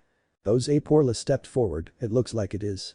Ozeporla unhooded himself, the members of Fairy Tail were trembling in fear. Suddenly Alzak stepped forward, you. What are you doing here? You should be in prison. I should be, but I'm here to finish what I left unfinished 7 years ago. Replied Oze, that is to completely obliterate Fairy Tail. Suddenly Jet ran forward, hoping to catch him off guard. Oze grabbed his fist and threw him at Alzak. Alzak, having been tired from the previous battle, was knocked to the ground. Oze laughed maniacally, it's over Fairy Tail. You have no one with the strength to defeat me. Line. Hinata held Asuka in her hands as the shouts of despair ran through the air. Suddenly Asuka had enough, I'm going out there. Hinata, caught off guard by Asuka's behavior, accidentally let her go. Asuka ran outside and her world begun to spin. Everyone was down on the ground. Many of them covered in dirt, bruises and blood. The only one who was still standing was Biska, who was expertly avoiding Oze. Shot after shot, it was a game of mouse and cat. Asuka shouted, Mom. Biska turned around and was shocked to see her daughter, Asuka. Oze grinned, shade and tangle. The ghost suddenly appeared and managed to grab onto Biska. The ghost quickly overwhelmed Biska and threw her at a tree. She fell onto her butt and her head slumped down. For a moment it looked like she was unconscious, but she slowly lifted her head. Despair was written all over her face as she looked at Asuka. She simply muttered 2 words, run, Asuka. Asuka's eyes widened in fear as she begun to shake. Naruto, where are you? Who's this little girl? A member of the next generation. Too bad, this is as far as Fairy Tail will go. Replied Oze as a devilish smirk covered his face. Asuka took a deep breath and she slowly pulled out Naruto's 3-pronged kunai. Putting it in front of her, she got into the stance that Naruto had taught her. She closed her eyes as she thought of the words Naruto had once told her. Flashback. Naruto and Asuka were laying down at the top of a tree. They were both staring at the deep blue sky when Asuka looked at Naruto, can I ask you a question, Naruto? Sure kiddo, go ahead. Replied Naruto. How are you so strong? Asked Asuka. Naruto smirked, that's an easy one, my friends. Your friends? What do you mean by that? How do your friends help get you stronger? Asked Asuka. Naruto looked at her, it's quite simple actually. A friend of mine once told me that a person becomes truly strong when they have someone to protect. The will to protect whomever that person may be is where real strength is found. As long as I have my friends with me, I will never lose. Simple as that. Asuka eyes widened, whoa. Line. She glared at Oze, I will defeat you. I won't let you harm anyone anymore. Oze laughed hysterically, you, a little puny girl, defeat me. How is that even imaginable? My friend Naruto told me that as long as I have the will to protect my friends, I will never lose. Because that is where real strength is found. Shouted Asuka and she ran forward. The words rang through everyone's hearts and Alzak desperately tried to get up, Asuka stop. Asuka ignored the cry of her father and ran forward. Oze growled, pathetic, just like Makarov. He pulled out a dagger and ran forward. Asuka, caught off guard, was easily left wide open. Biska and Alzak shouted, Asuka. Everyone watched as the dagger inched forward and suddenly Naruto appeared. Naruto quickly grabbed Asuka and with one hand pushed himself out of the way. Oze barely managed to knock off the headband from Naruto's head. Suddenly Naruto flew to another kunai located on the top of the guild. Standing on the top of the guild hall, Naruto smiled at Asuka, that was really brave Asuka. Asuka let out tears of joy as she cried into Naruto's jacket, you're here. Anger ran through Naruto's face as he turned around and glared at Oze. Oze simply smirked, so this is the shadow of Fairy Tail. I must say you're quite quick. Naruto disappeared again and appeared on the ground below. He looking at Kanana and tossed Asuka toward her, don't let her out of your sight. This is going to get ugly. Kanana simply nodded and caught her. Naruto looked forward and Oze laughed, you think you can take me on, brat? I was one of the 10 wizard saints. Ozeporla. This is my last warning. Leave now and I promise I won't hunt you down. But if you don't leave I will take you down. Shouted Naruto as he pulled out a kunai. Oze laughed, die. Dead W. Naruto suddenly appeared in front of him and cut him across his chest. Right underneath Naruto was a marking. A marking he had left when he rescued Asuka. Oze jumped back, disrupting his magic. Forming a Rasengan, he launched himself at Oze. Oze simply rose his arms and a magic circle appeared, shade. The ghost appeared, acting like a shield. The Rasengan quickly tore through the ghost and Naruto pressed the attack. Then the unexpected occurred. Naruto's Rasengan ran straight through him. Naruto activated his Sharingan and noticed the change, this is a projection. Looking to his left, he saw Oze standing there. Oze arrows his hand, dark beam. Purple beams exploded from his fingers and Naruto watched as the beams closed in. Then he teleported to the guild. Naruto landed on the ground but quickly got up. Naruto took a deep breath, my clone should have entered sage mode about now. Oze analyzed Naruto thoroughly, how does he do it? It isn't speed, no, this is teleportation magic. But how? Oze looked around and noticed the marking on the ground. Looking around, he found the same markings on the kunai spread around. He then remembered the little girl's weapon, that's it. He teleports to those marks. What an ingenious form of teleportation. Makarov, even after death, your guild is blessed with amazing fighters. But this is the end. Lifting his hands, he stared at Naruto, I had fun playing with you and I also understand your little teleportation trick. As long as I stay away from those markings I can avoid your instant teleportation. Naruto's eyes widen, he already figured it out. It should be expected, he was one of the 10 wizard saints. Oze lifted his arms, this is over, dead pulse. The magic circle appeared and an arc of dark magic swept at the guild. By now most of the guild members were up and standing by the guild. Mikao eyes widen, move. Naruto jumped in front of it and weaved a bunch of hand seals. Thrusting his kunai forward, he shouted, teleportation barrier. A barrier circle appeared and caught Oze's spell. Everyone watched in shock as the spell was slowly consumed by the barrier. Then Naruto turned his kunai 90 degrees to the left and the barrier disappears. In the distance, you could see an enormous explosion. Naruto looked to his left, I need to be careful where I teleport his attacks. Oze stood shocked, what? What was that? Naruto closed his eyes, I can sense it, the clone is ready. That was my teleportation barrier. With it I can redirect any attack, no matter the size or power. Replied Naruto as he formed a ram seal, release. Suddenly an orange pigment covered his eyes. His Sharingan eye didn't change, but his left eye changed into a frog-like eye. Naruto summoned 2 shadow clones. Placing his hands forward, they begun to form his ultimate jutsu. This match will soon be over. Oze shouted, of course it will be, dead wave. A large ball of energy formed from his magic circle. Naruto completed his technique and a 4-bladed shuriken ball formed in his hand. It spinned at crazy speeds and it made a ridiculously loud noise. Asuka, who was supporting herself on Owl's axe, stared at Naruto, what is that? Unintentionally, Naruto answered her question, take this. Wind release. Race and shuriken. Then Naruto threw the ball of chakra at Oze. Oze put his hands up and yelled, now die. An enormous beam of energy exploded from his hand and it collided with Naruto's Rasen Shuriken. The 2 techniques collided and the shrieking sound of the Rasen Shuriken was all that you could hear. The Rasen Shuriken split right through the beam and slammed into Oze. Oze shouted as the Rasen Shuriken carried him backwards. The guild watched in shock as Oze was carried away. Then the ball of chakra exploded into a dome. The wind lashed all over the place and everyone's eyes widened in shock. Naruto crossed his arms, trying to cover his face.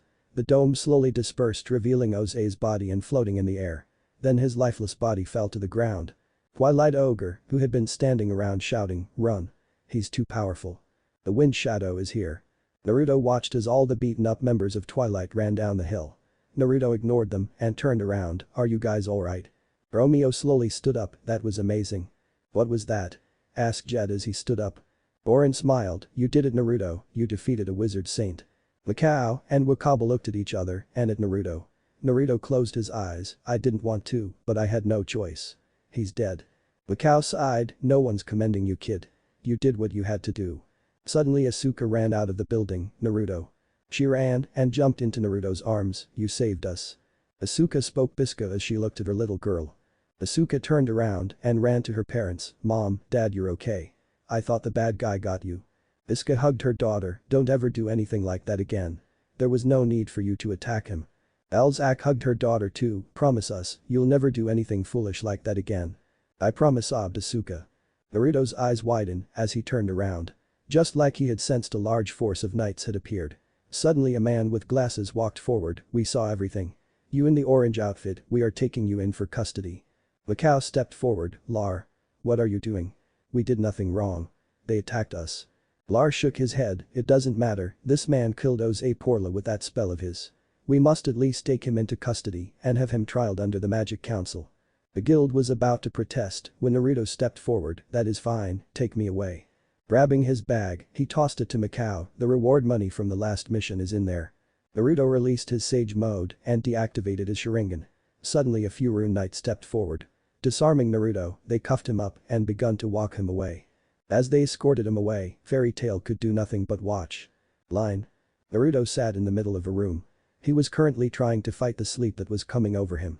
He pushed the bickering of the council to the back of his mind. He really didn't feel like listening to some old geezer's debate to put him in a cell or not. Suddenly a suggestion from the rear woke him up. Why don't we make him one of the 10 wizard saints? We have had 2 open positions for the past 6 years. By making him a saint, we would be able to keep a better track on him. Not that we really need to, besides this incident he hasn't caused us any problems. Unlike the former members of Fairy Tail, he's diligent in his work. A perfect record on missions I must add. What? You want to reward him by giving him such an honor? Questioned another. Then someone else spoke up, why not? He's done nothing wrong. He was simply protecting his guild. Even if we had recaptured Oze, his sentence would have been unanimously death. More bickering broke out and Naruto sighed. They want to make me one of the 10 wizard saints. But I'm not even a wizard. Suddenly a booming voice broke through the room, that's enough. I've heard enough. As the chairman of the council I will decide this. Naruto Uzumaki. Naruto looked up at the gray-bearded man, I have decided that you have committed no crime. Though allow me to warn you, refrain yourself from killing again or I will have you sentenced. Naruto blinked, so does that mean I can go? Fool. I'm not done. Replied the chairman. Naruto mumbled, stupid geezers and their lectures. What did you say? Nothing, oh great sir. The chairman grumbled something about disrespectful brats, it's come to my attention that we have 2 spots open in the ranks of the 10 wizard saints. Your swift defeat of Oze Porla was quite impressive. So I have come to the decision to give you the 9th seat of the 10 wizard saints. Naruto's eyes widened, 9th seat. Why not higher? Until you prove yourself otherwise, you will not be ranked higher. Shouted the chairman. He then pulled out a necklace. He then tossed it at Naruto, who caught it with ease. This necklace is what will recognize you as a member. Do not lose it. This meeting is adjourned. Shouted the chairman. Naruto heard some murmurs as he walked away. What is the chairman thinking? He's only 17. What do you expect? He defeated Oze Porla, who was formerly ranked 7th. That was 6 years ago. Does it matter? It's been 6 years since we disbanded 2 members and lost 1. We've just managed to fill 2 of those 3 losses. Before he could hear more he was suddenly escorted by some knights. Line. The Fairy Tail Guild hall was awfully quiet. Almost everyone inside were covered in bandages and were silently sulking. Suddenly Naruto appeared out of nowhere, missed me guys. Naruto. You're back. How did it go? Naruto smiled and lifted up his new necklace, look what I got. Mikao gasped, that can't be. Wakaba dropped his cigar, I haven't seen one like that in 6 years. Everyone else in the guild hall was confused when Romeo stood up, what is it? That's a 10 wizard saints necklace. Pointed out Mikao. Everyone in the room gasped, then it exploded into cheers. Wakaba suddenly shouted, free drinks. Let's celebrate. We Fairy Tail now have a 10 wizard saint. Naruto smiled as he received many congratulations. The parting continued for a while before Mikao spoke out, I've got some big news. What is it? Mikao cleared his throat, I've decided to retire as guild master. Naruto's eyes widened, but Mikao, why? Master Mikao, we don't understand. Why would you retire? Asked Laki. Mikao looked at Naruto, it's quite simple, I'm making Naruto the new guild master. Naruto deadpanned, what? Isuka laughed, him? Yeah right. Oh Mikao's serious glare stopped her from laughing. Mikao sighed, I've become too old and I'm not strong enough to protect this guild. Our recent encounter proves it. Naruto shook his head, Mikao power doesn't signify leadership. A person who has its people's respect is the person who becomes a leader. You have all of our respect and there's no reason for you to feel inferior. You managed to keep this guild together for over 6 years. There's no need for you to quit. Mikao shook his head, that's why I believe you would be a better guild master. Something about you lifted everyone's spirits. Before you came here we were gonna run straight into the ground. But that all changed once you appeared. You stood up against the Twilight Ogre, you took a ridiculous amount of missions, you gave up a lot of your pay for the guild, you completed a 2-week S-rank mission in 2 days, and you defeated Oze Porla. A former member of the 10 Wizard Saints. Asuka, what did you say the other day when you faced off with Oze? Asuka blinked, I'll defeat you. No, the other thing. Oh I know. My friend Naruto told me that as long as I have the will to protect my friends, I will never lose. Because that is where real strength is found. Repeated Asuka. Mikao smiled, those words they were the same exact words of our former master. Not only do you have the same strength as him, but his wisdom. How can I not want you to become our guild master? Master Naruto. Master Naruto. Master Naruto. The chant ran throughout the room as Naruto looked around, but what will happen when I leave? I should just deny it, but 3 years is a long time. No, I need to stay on track. Naruto closed his eyes, I guess only time will tell. Fine, I accept. I, Naruto Uzumaki, will become the 5th master of Fairy Tail. Cheers ran through the room. Line 1 year later, X971. Naruto sat in the same guild hall a year later. Now at the age of 18, he was standing a bit taller. No longer did he wear the orange jumpsuit. Now he wore some black pants with an orange jacket. He wore black boots instead of his sandals. He also wore a red short-sleeved cloak with black flames. A fairy tale headband rested on his forehead, covering his left eye. Naruto sat his chair and leaned back, I'm so bored. Who would have known being a guildmaster would be so boring? There's like nothing to do. Mikao, who had been sitting alongside Naruto, laughed, well, you do have to overlook all missions, Naruto. I guess I don't envy your position. Especially that paperwork. Naruto grumbled at the stack of paperwork, not to mention those dumb meetings. They always pick on me because I'm the youngest. I'd like to see them pick on me in battle. Suddenly Asuka appeared, shut up Whiskers. I'm trying to concentrate. Shouldn't you be with your parents? Asked Wakaba as he walked up to Naruto's table. Naruto sighed, I'm looking after her because Bisca and Alzak took a mission with Romeo. Wakaba nodded, that's nice. It's been a while since he's seen some action. Naruto smiled, hey Mikao, would you mind doing me a favor? What is it, master? Asked Mikao. Can you look after Asuka? I've got to go file some papers with the council. Replied Naruto as he stood up. Papers? What for? Asked Wakaba. Naruto smiled, we may be one of the worst guilds out there, but we're no longer in debt. Are you serious? We were like 35 million jewels in debt. Amazing. Rambled Wakaba. Naruto nodded, don't tell anyone yet, we're going to prepare a celebration. Don't want everyone going crazy at different times. Don't worry, master. Added Wakaba. Suddenly Naruto's eye widened, outside. Racing outside he watched a large blue war machine fly over them. Naruto face-palmed, not these fools again. The rest of the guild quickly came outside and watched Christina fly over them. Suddenly Naruto watched as Uchiha fell from the ship. Naruto simply watched as he fell face first to the ground. Here come his 3 goons. I'm Uchiha, just for you. Suddenly 3 people floated down from the ship in a bubble of air. We understand how you feel, Uchiha, but won't you settle down a bit? Asked Hibiki. I am a user of air magic. Spoke Ren. Eve smirked, it's been a long time everyone, especially you Naruto. Naruto watched unamused as the 3 playboys begun to hit on Lucky. Naruto sighed and reached for his headband, I guess some people don't learn the first time. Suddenly the 3 playboys were at Naruto's feet, we're sorry Lord Naruto. Please don't get an illusion on us again. Begged the 3. Hey you guys. Shouted Uchiha. Suddenly the 3 stood up, please, excuse us. I don't forgot the perfume of camaraderie of those I've competed and fought with, spoke Uchiha. Naruto looked at him, what's your point Uchiha? Hibiki looked at Naruto, something matching Christini's movement characteristics that we've recorded in the information archives has been detected in Fiori's Etonano reading. Uchiha smirked, in other words, Tenru Island still exists. Naruto closed his eyes as he heard the gasps behind him, Tenru Island. But wasn't it destroyed by a dragon? It's been 7 years.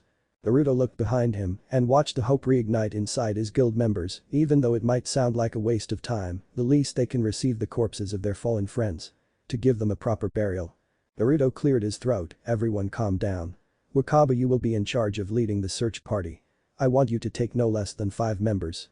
I still have to file these documents with the Magic Council, so I won't be able to accompany you or watch over the guild. So Mikao, you're in charge of things here until I get back. Naruto pulled out a kunai and tossed it to Wakaba. In case anything goes wrong, just toss the kunai into something solid. I'll be there in a flash. I'll try to hurry and get back. Naruto looked at Uchiha and he bowed, thank you very much Uchiha. Even though I have yet to meet these lost members, I do know they mean an awful lot to my guild. Thank you for the kindness you've shown my guild. Uchiha did a weird dance and jumped back to his ship, don't worry my young friend, the perfume of your guild is one we respect. Naruto then watched as his 3 goons boarded Christina as well. Naruto looked at his guild, I'll try to hurry. He flashed through some hand signs and disappeared in a poof of smoke. Wakaba suddenly coughed, well you heard the man. Let's go. Line next day, Fairy Tail Guild Hall. Iska and Alzak stood intentionally in their chairs. Asuka watched with intent, mommy, daddy why are you wiggling in your chairs? Wakao laughed, seriously guys, you look like a pair of caterpillars. Alzak sighed, we're just anxious. What if they did find something? What if they finally appeared? I doubt that, spoke Romeo as he read a book, it's been 7 years. Don't give up hope, Romeo. It might just happen. Spoke Riitas as he painted a picture. Romeo shrugged his shoulders, it would be kind of awkward thought, I mean what would we do with Master Makarov? I don't want to be mean or anything, but I honestly like Naruto better. Iska scowled. Romeo, don't think like that, and I'm sure the master wouldn't mind. He's been looking for a suitable replacement and Naruto fills the bill. Not only is he powerful, but he has shown the leadership and experience to lead our guild. Suddenly they heard the door open and they turned back. Mikao spoke, you're back already, master. I thought it would take you a little longer. A little longer? I thought 7 years were enough. Spoke an old voice. The whole guild turned in shock as they gazed upon Team Tenru. Romeo stood from his chair and dropped his book. Natsu? Is that really you? Natsu suddenly stepped forward, we're back. What's up with the tiny guild? Asked Makarov. Wendy walked forward, we've came back home. Isn't it wonderful? Asked Lucy. You guys, muttered Mikao. You guys haven't aged a day. Muttered Riitas. Lucy scratched her head, let me explain. Line, and you've all probably heard the whole explanation. So I'm going to skip it. So, that's how it went down. Spoke Makarov as he perched himself on a table. Romeo suddenly stepped forward, Natsu. Natsu gave him his usual smile, is that you, Romeo? You've sure grown up. Romeo let out some tears of joy, it's great to have you guys back. Suddenly Asuka poked from underneath Romeo's leg, hey Romeo, why is everyone crying? And who's that pink-haired looking idiot? Natsu suddenly fell on his face as everyone at the guild laughed at him. Biska glared at Asuka Connell. Urza suddenly stepped forward, woe's the kid? Iska and Alzak nervously replied, that's our kid, Asuka. What? Asked Urza, you're married? Iska and Alzak nodded and Urza gaped, I missed a wedding. Suddenly Makarov looked at Mikao, so, Mikao I'm guessing you're the guildmaster now. Mikao shook his head, I was the 4th guildmaster, but I gave up the position a year ago. Natsu stood up, who is it? Asuka stood up from underneath Romeo, only my big brother Naruto. He's not only our guildmaster, but he's also the youngest person ever to receive a seat in the 10 Wizard Saints. The 10 Wizard Saint? Asked Lucy, just how old is he? Asuka started to count on her hands, he's 18. Makarov fell off his chair, impossible, just where is he? Natsu suddenly shouted, I want to fight him. I'm all fired up. Asuka looked at him, like some pink-haired looking idiot could beat him. Hey. I'm a dragon slayer, I can beat anyone. Spoke Natsu. Asuka started to jump around like a bird, look at me, I'm a dragon slayer, I can beat anyone. The vein popped on Naruto's head. The whole guild exploded in laughter. Gray looked at Natsu, look at that, not even the children respect you in this time. Shut up, Gray. Shouted Natsu. I'll destroy you. Natsu was about to throw a punch at Gray when he was suddenly pinned to the ground. I don't know who you are, but I don't appreciate people fighting in my guild hall. On top of Natsu Dragneel stood Naruto Uzumaki. Line. This will probably be the only 10,000 word chapter you will get. It took me nearly 5 hours to write. I hope you like it. Natsu suddenly shouted, I want to fight him. I'm all fired up. Asuka looked at him, like some pink-haired looking idiot could beat him. Hey. I'm a dragon slayer, I can beat anyone. Spoke Natsu. Asuka started to jump around like a bird, look at me, I'm a dragon slayer, I can beat anyone. The vein popped on Natsu's head. The whole guild exploded in laughter. Gray looked at Natsu, look at that, not even the children respect you in this time. Shut up, Gray. Shouted Natsu. I'll destroy you. Natsu was about to throw a punch at Gray when he was suddenly pinned to the ground. I don't know who you are, but I don't appreciate people fighting in my guild hall. On top of Natsu Dragneel stood Naruto Uzumaki. Line. Where did he come from? Thought Urza as she eyed the blonde-haired man. Makarov merely stared at him, impossible, I didn't even hear him come in. Gilderts tensed up, this kid is obviously not ordinary. Natsu deadpanned, what just happened? Wait a minute, who are you? Naruto just stared at the boy as he had seen him somewhere, you look familiar, brat. Who are you calling a brat? You're no older than me. Shouted Natsu. Get off, Natsu. Screamed Happy as he charged at Naruto. Naruto simply raised his free hand and flicked Happy away. Happy slammed into the nearby wall. Team Tenru suddenly tensed. Naruto shrugged his shoulders, that may be true, boo. Naruto. What are you doing? Naruto let go of Natsu and suddenly gulped as his danger meter rose. Turning around he chuckled, Biska. Why are you so mad? I was just taking care of the enemy. Biska suddenly had Naruto by the neck, what are you talking about? They are members of Fairy Tail. Naruto turned around and stared at all of Team Tenru, how come I've never met them? Most of Team Tenru hadn't spoke a word simply because they were confused and were trying to figure out the blonde enigma. Bisca smiled, remember how I told you about the Tenru Island? Naruto suddenly turned serious, so it seems the sniffer and his goons were right. Tenru Island does exist, I need to inform the council. Bisca looked at Naruto a bit bewildered, but you just got here. Naruto laughed a little, actually I'm just a clone, you see the boss sent me here because he sensed something off. I guess I should get going. Bisca watched as the clone poofed away. She sighed as she pinched her nose, of course it was a clone. Bisca. Who was that? Asked Wendy as she stepped forward. Natsu suddenly stood up yelling in rage, running away. He better next time he won't be getting away. You're an idiot, Natsu. That was obviously the new guild master. Pointed out Laxus, he doesn't seem too strong to me. Lucy pondered for a minute, I don't know, he did take down Natsu in the blink of an eye. Actually I kind of want to fight the guy, added Gray. Bajil puffed his chest, finally a good comment. I'll admit this guy's ability intrigues me. Clones. And it was solid one too. What type of magic does he use? Now that you mention it, added Natsu, then his eyes lit up, I want to fight him too. Urza finally spoke with distrust in her voice, Guildmaster.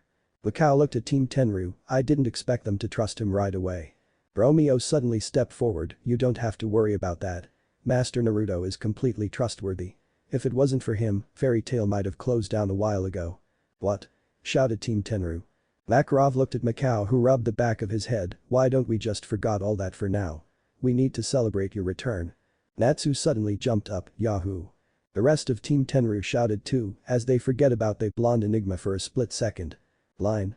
Naruto stood in a room where 8 other strong ethnies sat. There was an enormous table in the shape of the letter U. There were 10 seats, each marked with a number. The numbers ran from 1 to 10, but the 10th seat was empty. The room was lightly lit, thus each member's face was hidden in the shadows. Yet in the 5th seat you could see a glimmer of blonde hair. Naruto was sleeping in the middle of a 10 wizard saints meeting again.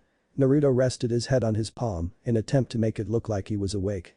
It had fooled the rest of the 10 wizard saints for a moment until number 1 begun talking. The council had been awfully worried about the silence of Tartarus, who you all know is the only powerhouse left in the Balam Alliance. Though recently we've been able to gather some more intel on them. Since it was number 5 who gathered the intel, it would be best if he presented.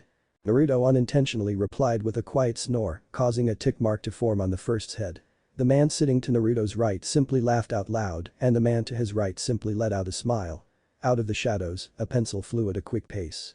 It collided into Naruto's arm, and his arm gave out underneath his head. His head slammed into the table with a big thump. Ow, did you really have to do that, of great first? Don't sleep during our meetings. Shouted the first.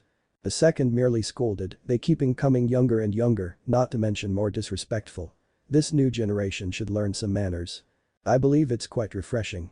The brat sure knows how to keep things lively around here. Imagine how boring our meetings would be without the first bickering to the 5th. Spoke the 4th. The 7th growled, this is why I thought his promotion was unnecessary. We ought to make one of the requirements for going up a rank a certain level of respect. Naruto sneered at the 7th, you're just mad because you went from 6th to 7th. Though you should know that wasn't really my fault. It was Jura who took your spot. Jura didn't reply as he let out a small smile. Naruto, you really don't change. Still the same brat that entered our ranks last year. The 7th was going to argue when Naruto cut him off, do you want to know what I found or not? Finally go ahead. Spoke the 1st. The 7th clenched his fist, that brat. Naruto nodded, well on my infiltration mission a few months ago, I ran into a small group who called themselves the Trinity Rave. I followed them to their base of operations, or other words their dark guild. I think the guild was called Death's Head Caucus. Wait a minute. We know of that dark guild. It was one of the dark guilds who worked under Tartarus. They were the dark guild that was completely wiped out. The 8 seconds eyes widen, you mean you were the one who took out almost 100 mages? Including the infamous Trinity Raven.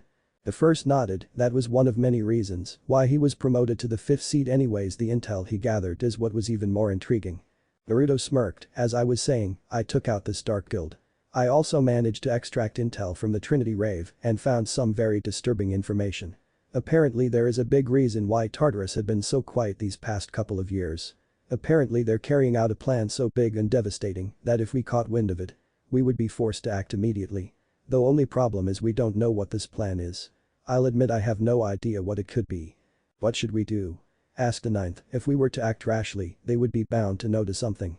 The first nodded, of course that's why it's best we bid our time. The destruction of the Death Head Caucus may slow them down or force them to act rashly. Though for the moment we've gained somewhat of a hand in the situation.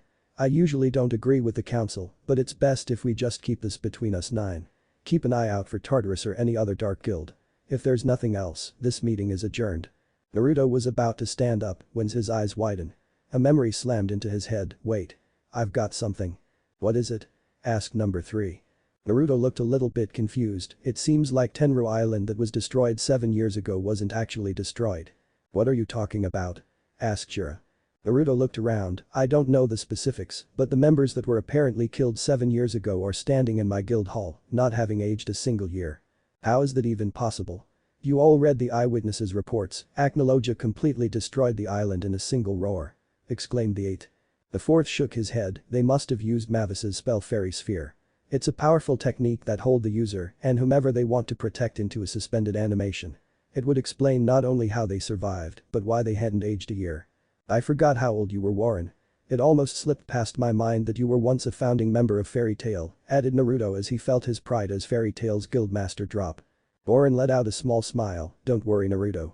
For such a young lad, you've done a marvelous job leading the guild. In only 1 year you managed to get them out of debt. Now you have a bunch of powerful members at your disposal. Anyone in your position would be tempted to send that team in the Magic Games. Naruto eyed Warren. Were they really that powerful? You must have been living under a rock before you joined Fairy Tail. That group of mages on Tenru Island was the reason why Fairy Tail was once the #1 guild in Fiori. Spoke the 7th. Naruto sighed. Only if they knew the only ones that know about my situation are the 4 gods of Ishkur. The 1st shouted, that's enough. Naruto, for now keep a close eye on your members. We don't know if Tartarus may target them because of issues that have occurred in the past. As well, for our next meeting, bring along Makarov. It seems like we will be able to fill out 10th spot at last. This meeting is adjourned. Naruto sighed as he formed a hand seal and flashed out of there. Line. The Fairy Tail guild hall was in an uproar. The smell of booze filled the air, music and shouting were deafening to one's ears, and a lot of joy was seen in everyone's eyes. Everyone was spread evenly around the room, some in groups and others in pairs.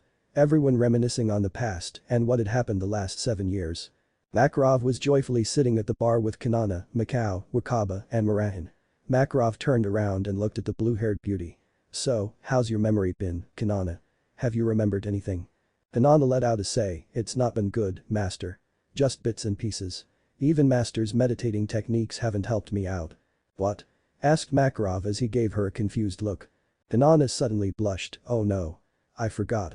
Mikao, who am I supposed to address as master, Naruto or Makarov? Murahin looked in awe, that is a good question. Who are we supposed to address as master? Mikao let out a nervous laugh. I'll admit that I had never imagined something like this happening.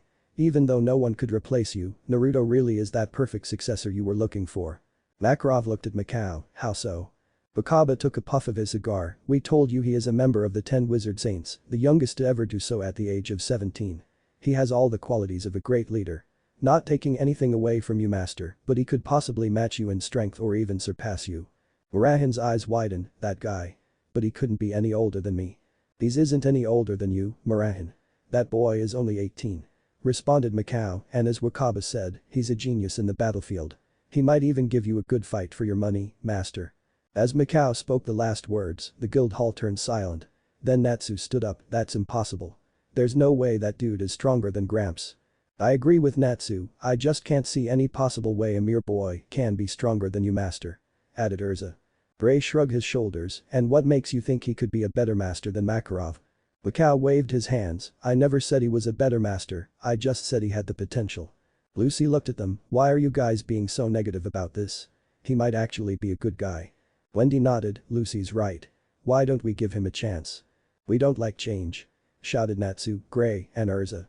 Their little outburst caused them to blush a little. Urza cleared her throat, what I meant was that I see no reason why a kid no older than us should be playing master. Bilderts looked at the 4, I usually won't butt in, but Urza makes a point. Now that we're back, shouldn't you become master once again, old man? Shut up. Stop talking bad about Master Naruto. Shouted Asuka. Natsu patted Asuka on the head, the adults are talking here, little Bisca. Now go along and play with your dolls. Asuka growled, you want to fight me? Natsu laughed, come OAHH. Natsu shouted in pain as Asuka's foot connected into his groin. Natsu toppled over and Asuka pulled out a 3-pronged kunai and stood on a fallen Natsu. Asuka put her chest forward, haha. You can't even beat me. How do you expect to beat Master Naruto? Gray suddenly burst out laughing, Natsu, I can't believe. Gray suddenly also shouted in pain as Asuka quickly stood over him too. That goes for you too, stripper. All the males in room suddenly stepped back as Bisca face palmed, why do I let her near Naruto again? Lucy eyes widen, this girl is dangerous. She took down Gray and Natsu without a second thought. Added Wendy as she held onto Carla. Asuka suddenly looked at Urza, now I'll defeat you. Does she have death wish? Shouted Lucy. Urza looked at the girl for taking down Gray and Natsu. I will honor your challenge. In the blink of an eye, Asuka was suddenly hanging upside down 3 feet off the ground. Everyone gasped as they watched the same blonde man from before. Naruto ignored the gazing looks and simply took the kunai from Asuka's hand. Looking around the room, he saw the bodies of Natsu and Gray. Naruto sighed and dropped Asuka on her head. Everyone looked at Bisca for a reaction, but she simply took a drink of her cup. Naruto looked down at Asuka, what did I tell you about ever attacking your comrades? You never attack your comrades. Exactly. So why exactly did you hit them in that spot? Asked Naruto. Asuka pouted, it's because they kept bad talking you Naruto. They kept saying that little old midget over there was a better master than you. Naruto looked around the room and saw the tension was slowly rising. That's pretty accurate, he's probably a better master than me. Asuka eyes widen, that isn't true. Naruto placed his hand on Asuka's head, there's a difference between strength and wisdom. I've heard plenty of stories of Makarov Dreyer to know that he is a better master than I will ever be. Even if you don't believe that, it's still no excuse to attack your own guildmates like that. So go over and apologize. Asuka walked over to the 2 down boys and looked at them, I'm sorry for beating you up. You didn't beat us up groaned Natsu.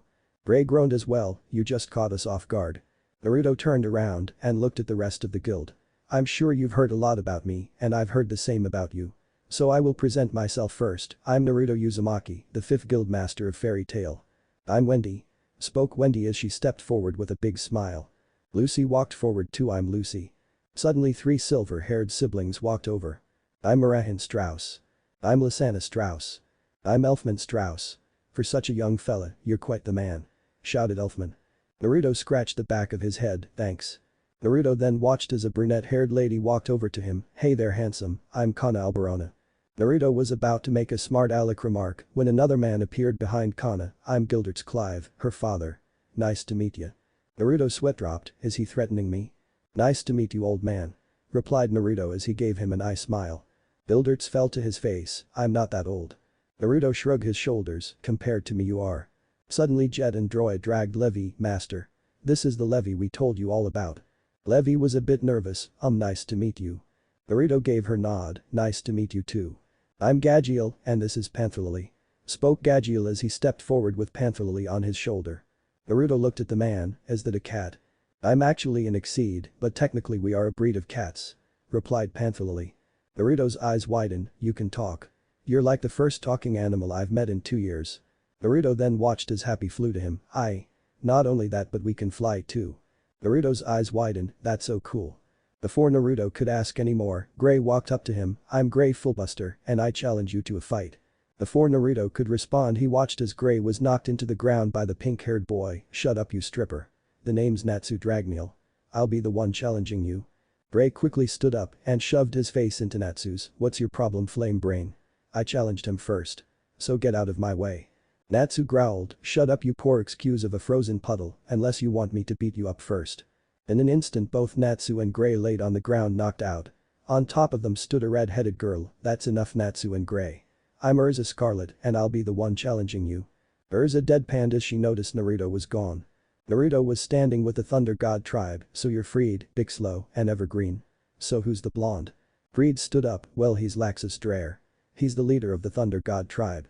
Naruto watched as Laxus' expression remained unfazed, how come you don't have a guild mark? Laxus' eyes widened, how do you know I don't have one? Naruto looked at him, I'm a skilled sensory mage and each guild mark radiate a small amount of energy. It seems that you're the only one without one. Could you tell me why? Laxus looked away, but before he could respond Makarov appeared at the table, it's because he was excommunicated. You must be Makarov? Asked Naruto. Makarov nodded, and you must be Naruto Uzumaki. I've heard a lot about you and I would wish to talk to you sometime. Naruto nodded, that's understandable, but could you first tell me why he was excommunicated? Laxus looked at him, there's no need for him to tell you, I'll do it. I attacked the guild 7 years ago and that's why I was excommunicated. Naruto looked at him, then what are you doing here? Laxus shrugged his shoulders. I had happened to be at Tenru Island when the island disappeared. I was just brought here by your guild members, nothing less nothing more. Naruto chuckled, do you think I'm an idiot? There's something more to it. You want to rejoin Fairy Tail, don't you? I can see the regret, pain, but most importantly concern in your eyes. So answer my question, do you want to rejoin Fairy Tail? Makarov fell off the table, what? Of course not. He must suffer the punishment for attacking our guild. Laxus looked at him a little bit shocked, are you serious? Naruto looked at him, I don't know why, but for some reason I want to trust you. I was always told that life is filled with second chances. So are you willing to take yours? Before Laxus could respond, Makarov looked at Naruto, I won't allow this. Naruto looked at the old man, let me remind you Makarov, I'm the guild master now and I decide who joins Fairy Tail. Makarov looked at Naruto, cheeky brat. But of course I wouldn't let you in without a test. Replied Naruto. Laxus looked at him, what is it? Naruto smirked, it's quite simple, you just have to answer my question, where does your strength come from? Laxus's eyes widened, what? Depending on your answer, I may let you rejoin Fairy Tail. I'll give you tomorrow to answer the question. Replied Naruto. Freed suddenly jumped onto Naruto, thank you Master Naruto. Giving Laxus has brought forth a different light on you.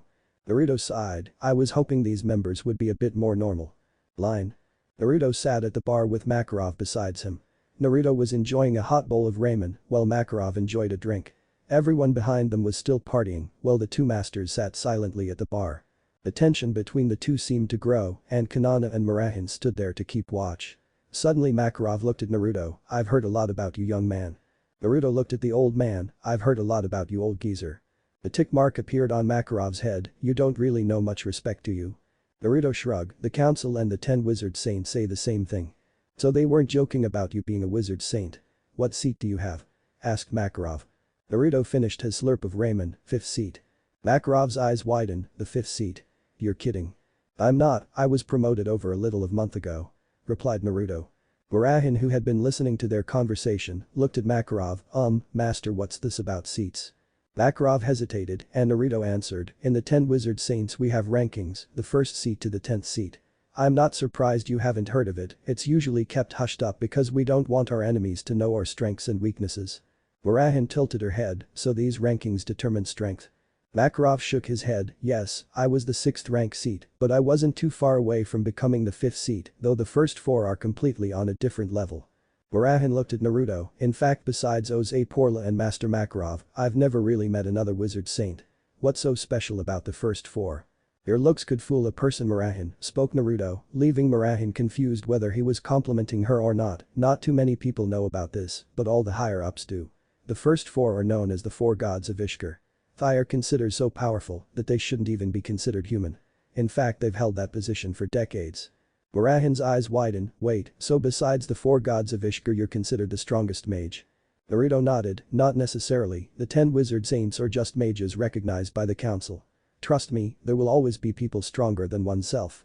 Makarov looked at Naruto, he's obviously not as naive as the others his age, he has the mind of fellow way behind his age. But still, that amazing. I mean how old are you? 18. I've never heard of someone so young, yet so powerful. Praised Murahin. No kidding. You should have seen our faces when he wiped the floor with Oze Porla. Added Kanana, we sure were fortunate to meet Naruto. Oze Porla? I thought he was in prison. Asked Murahin. Naruto grabbed a second bowl and Kanana sighed, we weren't actually in a good position after you guys left. We lost a lot of jobs and members. We quickly went into an enormous debt we kept sinking lower and lower. This continued for 5 years until Naruto came along. There had been this guild called Twilight Ogre and had managed to scam us into owning them more money. Makarov growled, what? Where are they no?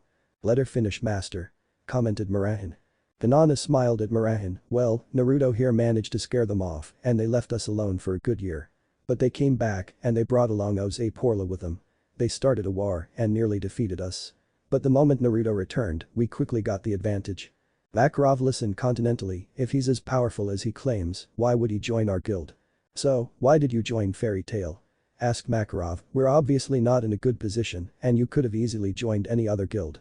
Murahin scowled Makarov, what with everyone treating him with so much suspicion? I mean we should be thanking him instead of. His actions are completely justifiable, Murahin. Naruto then sighed, I'm not a man who cares about old-fashioned things like one's image and other people's opinions. I joined this guild because it reminded me of my old home, a place where people protect each other, watch over each other, and do anything to make sure they are all safe. I don't care about wealth or fame, I value friendship and family over everything else." Makarov stayed silent and he then smirked, "You're quite an odd kid, at your age that was almost all I cared about." Naruto smirked, "Well, when I was younger, I used to think along those lines too. I wanted to do was become the leader of my village. I dreamt of the fame I would gain." "Your village?" asked Murahin, "Where are you from?" Naruto shook his head, "It doesn't exist anymore, it was wiped off the map a couple of years ago." "The Dark Guild?" asked Makarov. Naruto shrugged his shoulders, "I don't know, I was too young to remember." "How terrible," added Murahin. Naruto stayed silent for a moment, "I've gotten over it." Murahin looked Naruto in the eyes, "Your eyes tell a different story." Makarov looked at Naruto, "So, what does my successor plan to do now? Depending on how you handle this situation, I might let you keep that hat." Naruto smirked, "Shut up, old man. I can tell you don't want it any more than I do all the paperwork and no to mention that stinking council. A pain in the..." Smack. Asuka appeared on Naruto's shoulders, "No swearing." Naruto sighed and Makarov laughed, "I guess you're right. As for your members, I'll let them settle in before I explain how everything works around here," added Naruto. "Works around here?" asked Makarov. Naruto nodded, "Since I've taken over, I started running things a bit differently. For essence, if someone wants a job, they come to me. Depending on their skills and strengths, I give them a variety of jobs that suit them the best. Since we were low on jobs, I usually assign them to people. Hopefully over time that won't be the case and people will pick whatever they choose." Makarov raised an eyebrow, "Determining skill. Strength. Not only that, but assigning missions. You really are workaholic, aren't you, kid?" Hinata nodded, "It may be a lot of work, but it's helped us gain some reputation." Naruto then turned around, "Alright people, I expect everyone to be here tomorrow at 1200 hours sharp. Enjoy the rest of the night, I'll see you tomorrow." "See you, Kanana," spoke Naruto as he disappeared in a flash. Makarov dropped his booze, he disappeared. "That's his teleportation magic," added Kanana. As Kanana and Makarov talked, one thing ran through everyone's mind, "When's 1200 hours?" Line. It was the break of dawn and Naruto was quietly walking to his guild hall. He enjoyed the beautiful and peaceful morning. As he approached the guild hall, he was surprised to see someone sitting against the door. As he got closer to the guild hall, the white hair became distinguishable. Naruto frowned a bit, "What's her name?" "Mirajo. Mirajak. Mirajin." It was Murahin. Naruto silently got closer to her, where he was only standing a few feet away from her. "I wonder what she's doing here so early. Could it be that she didn't have a place to go last night? No, she has 2 siblings if I recall right." Watching Murahin sleep, Naruto suddenly felt a smile creep on his face. Then he rapidly shook his head, "No. I must resist." Naruto's right eye twitched, "To prank. Who am I kidding?" In what looked like an instant, Naruto was standing on the wall directly behind Murahin. Bringing his head down, he looked into Murahin's closed eyes. Then he shouted one word, "Boo." Murahin's eyes fluttered opened and she screamed when she saw how close Naruto was to her face. Without a second's thought, she punched him right in the face and sent him flying. Naruto slammed into a tree and his eyes turned into X. "You pack quite the punch." Murahin, realizing what she just did, stood up and gilled, "Master. I'm so sorry." Line. Naruto was sitting inside the guild hall with an enormous bruise in the middle of his face. Murahin gave a nervous chuckle, "I'm so sorry, Naruto. I just didn't expect it to be you." Naruto waved her off, "It's fine, it's my fault for trying to prank you. I should have known better. By the way, why were you sleeping at the entrance of our guild? Do you need a place to sleep?" "I don't have much money, but I could find you a place." Murahin shook her head, "It's not that, I'm just used to coming early to the guild and clean up. It's just that I didn't have a key to the place and I heard you come pretty early too. So, I decided to wait outside the door and I dozed off." Naruto looked at her intently, "You're kidding. I usually have to drag each member out of bed to get them out here this early. I must say, Murahin, that's pretty impressive. By the way, are you looking for a mission?" Murahin shook her head, "Just call me Mira and I'm not. I usually just help Master around here and help him give off missions. I was hoping I could do the same with you." Naruto scratched his chin, "I don't see why not, just let me show you how stuff work around here." To Murahin's shock, Naruto disappeared and reappeared with a large scroll. Walking over to a table, he motioned Murahin over. Mira looked down at him, "What's that?" "I usually don't show this to anyone, but since you're going to be my assistant, I guess I have to show you," replied Naruto. Murahin watched as Naruto signed a few hand seals and he unrolled the scroll. All at once piles of paper and folders were neatly stacked up. Then on top of them was a small blue book. Naruto proceeded to pull out a few folders. All jobs we received are ranked from D to S rank missions. D being the little chores, usually reserved for the newest of members, while S rank missions being the toughest of them all. Murahin nodded, I understand ranking S ranks, but why the other ones? It keeps things more organized and it's a good way to help people develop their skills. Replied Naruto, in essence, let's say that someone continuously fails an A rank mission. I will require them to complete a certain amount of B ranks in order to gain the obligation to take a higher level mission. Not to mention that it's easier to keep someone from taking a too difficult mission. Murahin looked confused, but how do you rank them? I usually have them spar with each other and I grade them. That's the reason why I'm having everyone gather today. I want to measure everyone's strength. Replied Naruto, I have only about 3 S rank missions, but they're usually reserved for me. Though if you're strong as you guys say you are, I guess that will be one less thing to worry about. Murahin looked at awe, this is quite the system if we hadn't had so many members in the past. Master Makarov should have looked into doing this as well, you don't have to worry about having people taking on S rank missions. We have a couple of S-rank wizards including Urza, the Redeed who challenged you yesterday, Gilderts, the man who threatened you yesterday over your daughter, Laxus, if you let him rejoin, Makarov, but I doubt he'll be taking any missions, and me. Naruto eyes widen, you're S-rank. No way. Is it that hard to believe? Asked Murahin as she looked hurt. What? She's going to cry. Dumb Naruto. What do I do? Naruto became slightly uncomfortable, of course not Mira. It's just for such beautiful young lady, it's hard to imagine you in the battlefield. Murahin smiled, I was just kidding, I get that all the time, and you're one to talk. You look like you should be in school or something. Naruto's sweat dropped, I thought I was only a year younger than you. Actually you're 7 years younger than me, since I've been gone for 7 years. Replied Mira with a grin. Naruto chuckled, so is it okay to call you old lady Mira? Since you're old and all. Well, you're the one who thinks this old lady is beautiful. Replied Mira as she crossed her arms, at least I'm not the one into cougars. Naruto's eyes widened, that's not what I meant. I was just trying to cheer you up. So, I'm not beautiful? Asked Murahin with a sad look. Naruto once again waved his hands, of course not. You are. Murahin chuckled, you're too easy to tease Naruto. Naruto banged his head on the table, you're not funny Mira. That's what you get for scaring me this morning. Replied Mira as she stood up, I'm going to start cleaning this place up. Naruto then lifted his head, so you must be pretty strong, why don't you take any missions? Mira begun walking around the room getting a better look at the place, oh, I don't know. I guess after helping around the guild for such long. I just lost the interest in taking missions. Even though I'm young I've done a lot of things seen a lot of things to know one thing that's a lie. Replied Naruto as he rested his head on the table, but I'm not going to force you to tell me we all have our own secrets. Even I do. Murahin looked at Naruto a bit surprised, how did you know? I can see it in your eyes, a friend of mine could look into one's eyes and instantly tell what they were feeling. Of course I'm nowhere as good as him, but I can tell there's something in your past, replied Naruto as he closed his lone eye. Murahin stopped moving, I don't mind telling you only if you promise to tell me your secret. What's the sudden interest in me? Asked Naruto. Don't tell the cougar has found her prey. Naruto laughed and Mira blushed. It's not like that. I know, I'm just teasing you. It looks like 2 points for Naruto Uzumaki and 1 point for Murahin Strauss. Replied Naruto. Murahin looked at Naruto a bit confused, when I first saw you, you seemed like a pretty serious man. Then she smiled, but you're actually quite childish. Naruto fell of his chair and stood up with his fist in the air, I'm not childish. Well, it's nice to know that even the strongest have a lighter side to them.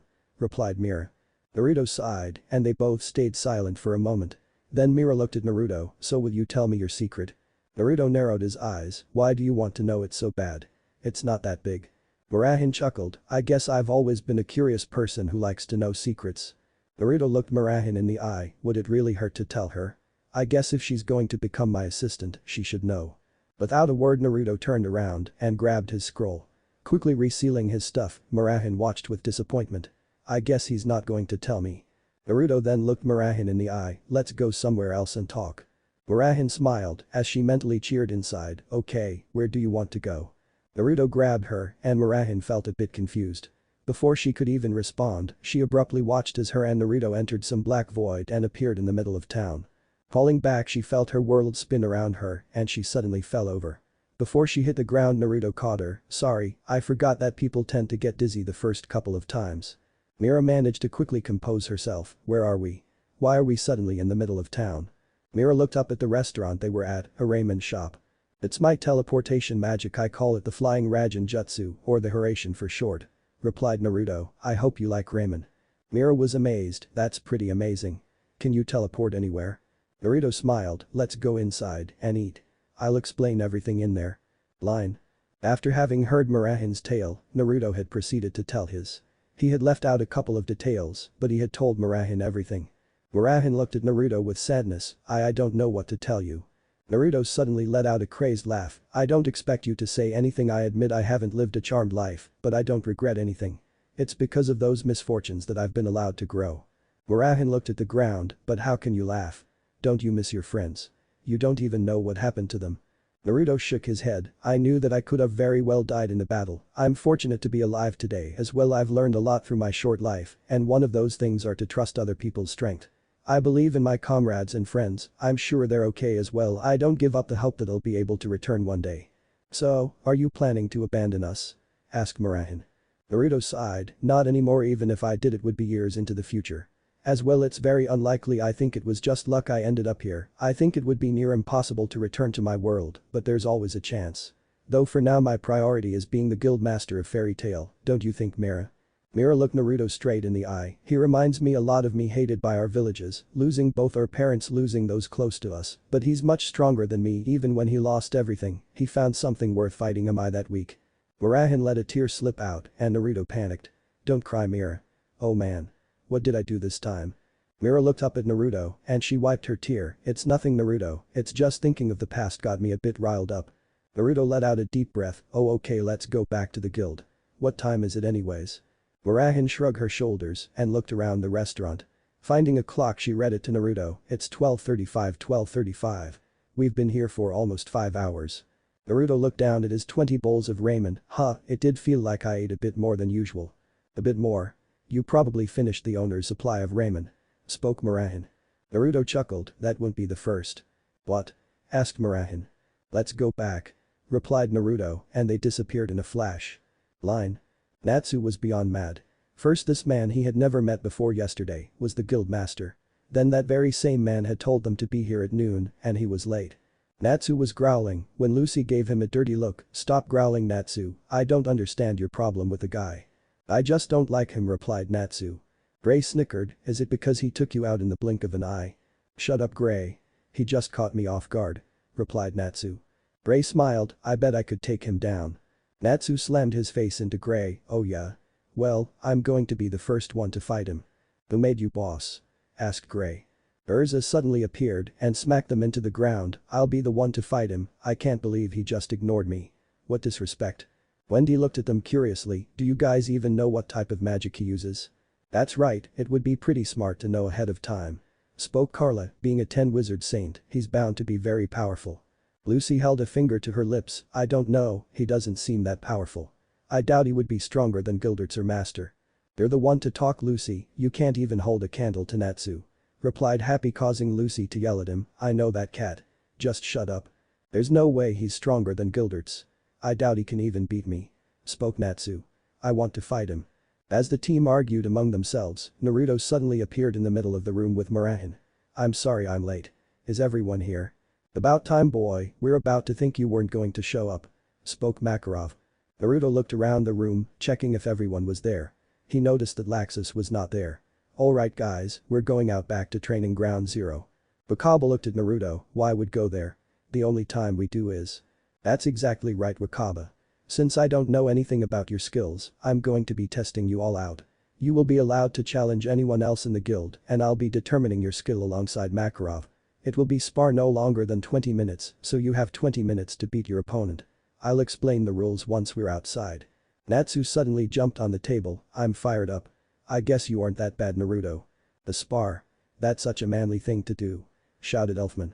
Agil smiled, challenge anyone. I guess this kind of makes up for the S-rank trails. Spoke Gildert's. Makarov eyes widen, are you crazy? You'll destroy everything. Don't worry, old man, I've got everything under control. Hey Romeo, lead the way. Assured Naruto. Line. A little deeper into the forest, there was an enormous clearing. 4 small pillars were spread across the field in a rectangular shape. The area inside the pillars was around 50 square yards of space. Right outside of one of the pillars stood Fairy Tail. Naruto looked around, the rules are simple. You will fight your opponent until one is either unconscious or no longer able to fight. I don't think I have to remind you, but killing is strictly forbidden. You have 20 minutes to fight any longer and the match will be placed as a draw. So, who wants to go first? You can challenge anyone you want and as long as they accept you can fight. Natsu exploded in flames. Gray, I challenge you. Bring it on, Flamehead. Yelled Gray as he was suddenly clothless. Alright. Strawberry and Stripper get into the arena. Yelled Naruto. What? Yelled both Natsu and Gray. Urza suddenly kicked both of them into the arena. Hurry up, we don't have all day. I want to get to challenge someone too. As they entered the arena, Naruto flashed through some hand seals, 4-point white barrier. The pillar exploded into a white light and Natsu and Gray were trapped inside of the white barrier. The barrier glowed for a second before becoming transparent. You have 20 minutes to beat your opponent. Use any magic you wish, this barrier will keep all damage inside. Makarov was stunned, what a barrier. That's quite the skill, boy. Naruto suddenly sat down and pulled out a book with a pencil. It comes in handy since everyone here likes to fight. Keeps damages to a minimum. So, why are you testing them for? Asked Makarov. Naruto kept his eye on the ensuing battle, asked Murahin, she's my assistant, no. She knows everything. I'm kind of busy now, don't want to miss a detail. Makarov sighed, such a disrespectful brat, but he's a smart disrespectful brat. I'll be more than happy to tell you, master. Replied Murahin. Line. Naruto sighed, almost everyone has gone all except for Makarov, Urza, Murjane, that old dude Gilderts. And Gagiel. Makarov and Murahin will most likely not fight and I don't know about the other three. They're all S-rank mages, who would I pair them up against? Naruto watched the current fight between the Wendy and Lucy. He frowned for a moment and Makarov looked at him, what's the problem, boy? I'm just having trouble ranking them, the little girl is a lot tougher than I imagined. I guess that's expected from a dragon slayer, but I can tell she lacks confidence. If it wasn't for that I would rank her higher, as well I think she lacks the experience. I won't mind sending her on a higher level mission with a team, but I don't know by herself. Replied Naruto. Makarov nodded, I'm glad you noticed that, by your standard I would rank her as a high B to low A rank. Naruto nodded, as for the blonde, she has great intelligence, her teamwork with her celestial spirits are very good, but does she have what it takes for the long run? I don't know much about celestial spirit mages, but I can tell they aren't meant for close combat, what do you think? What an insightful boy, all his analysts have been spot on. Even if he only saw them fight for a few minutes. Makarov frowned, she's completed a few S-rank missions with teams, so I would label her as a mid-A rank mage. Oh really? I guess that does play a factor, okay, I'll go with your judgment, old man. Replied Naruto. Makarov grit his teeth, at times I'm impressed with this young lad, but his lack of respect is going to be the end of me. Naruto watched as the timer went off. Naruto disabled the barrier and shouted out, draw. Nice match, you two. Especially you, Wendy, you've got some pretty impressive magic. Wendy blushed at the compliment, thank you, master. Not you too, Wendy, yelled Natsu as he cried in I'm tears, we've lost another. Shut up, Flame for brains. You're going to have to call him master too. Yelled Gray. Natsu growled, shut up, Gray. Or next time I will beat you up and won't let you draw me. You think you let me draw you? It was actually me who let you draw me. Shouted Gray. Lucy sighed as she sat next to them, I'm beat, Wendy's gotten a lot stronger. Urza nodded, that's true, but now it looks like it's my turn. Who are you going to challenge, Urza? Gagiel or Gilderts? They're the last two left. Asked Happy. Urza looked at Naruto, neither. Huh? Asked everyone. Urza walked onto the field, I challenge you, Naruto Uzumaki. Naruto looked down at the field, huh? Me? No thanks. Urza eyes widen, why not? I'm testing you, who wants to fight her? Naruto watched as no one stepped forward, big chickens. How about you, Gagiel, you look like a tough guy. Asked Naruto. Gagiel looked away, no thanks. Naruto looked at Gilderts, you? I don't really feel like facing Urza when she obviously wants to face you. Don't tell me you're scared of a girl. Teased Gilderts. Naruto eyes narrowed, me scared of a girl. Fine, let's get this over with. Naruto jumped into the arena and activated the barrier. Naruto stood across Urza, are you ready? Urza stood firm and quickly summoned a sword, yes. Naruto reached for his back pocket and everyone watched intently. Let us begin. In an instant he pulled out a small orange book and begun reading it. Everyone in the crowd fell to their faces and so did Urza. Quickly standing up she shouted at Naruto, what are you doing? I'm reading. Urza growled, I see that, but why? Well, to see what happens in the story, of course. Replied Naruto as he flipped a page, you're such a dirty girl, Hitomi. Urza blushed as she suddenly imaged the type of book he was reading, you pervert. Why are you reading it out here in battle? I doubt I need to go full strength against you, after all I am a 10 wizard saint. Replied Naruto with a cocky attitude. Urza suddenly flew across the field and swung for Naruto's head. Without even looking up, Naruto caught her sword with his hand. Without her knowing, he had channeled his wind chakra into his hand. Then he shattered her sword. Urza's eyes widened and Naruto kicked her right into her gut. Urza was sent flying across the clearing. Naruto turned another page. Let me tell you something, Urza, I'm known as the fastest mage alive, speed like that won't even be able to touch me. Urza gritted her teeth, speed. I'll show you speed. Requip. Flight armor. All at once Naruto felt a release in energy and he looked up.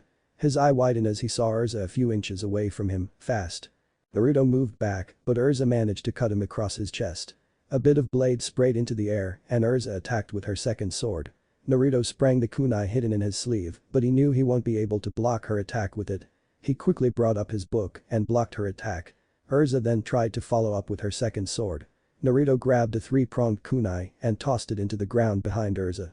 Urza saw the kunai fly by. What is that? That's the same tool Bisca's daughter had. Urza's sword was inches away from Naruto and to Urza's dismay he disappeared. Urza felt a shot of pain in her back and she was suddenly sent flying forward. Naruto was standing behind him with his leg extended in the air. You're pretty fast. Line. Urza's losing. Ask Lucy and he's just toying with her. Natsu's fist lit on fire, there's no way. Don't worry Lucy, Urza will beat him. I don't know Natsu, he uses some pretty odd magic. Did you see it? He just disappeared and appeared behind Urza. Spoke Kana, I wonder if he could give you a fight for your money, old man. Bildert sneered, don't count Urza out quite yet Kana. We've only started the match. Naruto is going to win. There's no way that girl is going to beat him. Shouted Asuka. Natsu glared at the girl, Urza's going to win. Asuka didn't reply, she just looked at the ensuing match, we'll just have to wait and see. Line. Naruto stood across the clearing, is that all you got? I'm just getting warmed up. Shouted Urza as she disappeared in a blur. Naruto quickly pulled out two kunai. He gave them a quick spin and gripped them with a backwards hand. He turned to his left and blocked the first couple of strikes. Before Naruto could counter she disappeared and attacked him from the rear. Naruto quickly turned around but Urza managed to get a few cuts in. Naruto gritted his teeth and once again Urza disappeared, she's too fast I need to use that. Naruto felt something coming from behind and he quickly ducked. He barely managed to avoid the sharp sword of Urza Scarlet. Looking up he could see a small smirk on her face. Naruto rolled to the side and evaded Urza's second strike. He then jumped back and finally noticed the change in her attire, you changed clothes. Yes, this is my magic I call it requip. The knight. I can easily requip into any armor I want and each armor has its specialty. As you can see this armor raises my speed by a lot. Replied Urza with a smirk. Naruto eyed her, it was a mistake underestimating even so she isn't good enough to force me to use Sage Mode at least for now. Naruto reached for his headband, I'll admit Urza Scarlet, I underestimated you. I guess I'm going to have to take this up a notch. Naruto quickly lifted his headband and revealed his perfectly good black eye. Urza narrowed her eyes, why do you cover your eye if it's perfectly fine? Naruto shook his head, this isn't just any eye Sharingan. Urza's eyes widened as she watched his eye turn bloody red, what is that? Eye magic. Whatever it is, it won't work on my artificial eye. Thought Urza as she closed her left eye. Take this. Sonic Claw. To the normal person her attack was nothing but a blur. Though to Naruto it was a different story, he saw every single strike. He blocked it with little trouble and he then proceeded to knock both blades out of Urza's hands. Line. Lucy blinked, did you all miss that? Naruto eye turned red. He blocked every single one of his attacks. How did he do that? Asked Gray. Iska who had been standing with Alzak sighed, you had to ask that didn't you Gray? Asuka turned around, that was brother Naruto Sharingan. Sharingan? Asked Natsu Gray Lucy. Asuka nodded, it is eye magic. That's why he covers that eye. Once he activates it he can predict every single one of your attacks. Though that's just the tip of the iceberg, it's much more powerful than that. Whoa I want to fight him. Shouted Natsu with stars in his eyes. Lucy's sweat dropped and Happy suddenly giggled, he'll destroy you Natsu. He's taking down Urza and you can't even touch her. Happy. Line. Urza's eyes widened as she looked into his eyes. Naruto smirked and needed her right in the gut. As she fell back Naruto kicked her high into the air. Naruto flashed through some hand signs, fire release. Fireball jutsu. Naruto unleashed an enormous ball of fire from his mouth and it flew directly below Urza. As Urza was looking down her eyes widened, such heat. It might be as strong as Natsu's flames. Urza gritted her teeth, requip. Flame Empress armor. Line. Now I really want to fight him. Shouted Natsu as he begun to breath fire. Line. Naruto watched in awe as she quickly changed armors. For a split second a bit of blood fell from his nose, I must say, I wasn't expecting that. Naruto watched as Urza landed into the fireball and quickly managed to disperse the flames. Naruto whistled, I can't tell what's more impressive, your armor or that split second when you're changing armors. Urza stood confused for a moment, then she blushed, what? I'm going to skin you alive. Naruto chuckled as she watched Urza charge right at him. Without warning, Urza's sword lit alive and she yelled, flames slash. Naruto quickly threw a kunai at her, but Urza knocked it away. It landed a few feet to the side and Urza charged at Naruto. Naruto simply pulled out another one and tossed it into the air. As Urza's sword came closer to Naruto's face, he once again vanished. Urza's eyes widened as she looked to her right, he appeared at the location of that small dagger. Urza looked up and she noticed the identical kunai in the air. That's it. Naruto suddenly appeared and punched her right into the ground, too late. Urza's body slammed into the ground and Naruto jumped to the side, I guess this match is over. Urza felt the pain shoot through her spine, he teleports to wherever those daggers are. Urza slowly stood up, this isn't over, requip. Heaven's wheel armor. Naruto turned around and watched her once again requip. Naruto's eyes widened as she watched her summon around 50 swords. They were all floating above her, this is this winter air magic. Urza looked at Naruto, no, this is my telekinesis. To Naruto's amazement she flew into the air, now take this. Circle sword formation. The swords all at once circles around Urza and begun to spin rapidly, dance, my blades. All at once the blades were sent flying at Naruto. Naruto quickly flashed through some hand seals, wind release. Wind vortex. The vortex of wind surrounded Naruto, protecting him from Urza's blades. Urza was blown back by the intensity of the wind. Before anyone knew what was going on, Naruto released his jutsu, revealing him to be completely unscratched and all of Urza's blades on the ground. Urza grunted as she stood up, so you can use fire and wind magic. It's rare to meet a mage that's mastered more than one element. Though it seems your wind magic is weaker than your fire. Naruto grinned, that's where you are wrong, my wind magic is on a whole completely different level than my fire magic. Urza looked at Naruto, it doesn't matter, I'm still going to defeat you. Urza put her palm out and Naruto watched as with his Sharingan as she started to mold her magic. What is she doing? Then all at once the fallen blades begun to levitate in the air. Naruto looked around and he moved quickly. The blades went sailing through the air and were missing Naruto by inches. Naruto expertly dodged and blocked most blades. He then jumped to the air in attempt to avoid a barrage of swords. As he jumped into the air he came face to face with Urza. Naruto looked at her outfit and had noticed that she had changed outfits, this is my Blackwing armor, Moon Flash. Naruto watched as Urza rushed at him at inhuman speeds. Her sword was inches away from Naruto and then all of a sudden Naruto disappeared in a flash. Urza's eyes widened in shock and she quickly looked around for him. Looking down he watched him flash through some hand seals, this teleportation magic is getting annoying. Naruto finished his last hand seal, fire release. Fox fire. Naruto unleashed a ball of fire, but the ball of fire was shaped as the head of a fox. Urza dodged the fire with no problem and moved to attack Naruto. Naruto threw 2 shuriken and managed to cut through Urza's wings. Urza quickly fell from the sky as her wings had been sabotaged by Naruto. The moment she hit the ground, Naruto was upon her. Urza managed to get up quickly and block Naruto's strikes. Urza rolled herself up and engaged Naruto into a battle of blades. As the match progressed, it slowly begun to rain. Naruto grinned and he rushed at Urza. Urza swiped at Naruto, but Naruto ducked under her strike and attacked her with an open palm. His open palm smacked into Urza's chest and Naruto muttered 2 words, contract seal. The seal suddenly appeared on Urza's chest and Naruto smirked, this match is over. Urza's face turned as red as her hair as she noticed where Naruto's hand was. Her fist quickly connected into Naruto's face and he was sent flying back, you pervert. Get your hands off me. Naruto grunted as he stood up, I'm not a pervert, I simply placed a rune on you. Urza looked down at her chest and her eyes widened, what did you do? Naruto smirked, this rune cuts the connection between you and your requip magic. So in other words, you can no longer requip. Urza looked up at Naruto and then she attempted to requip. To her shock she was unable to change armors.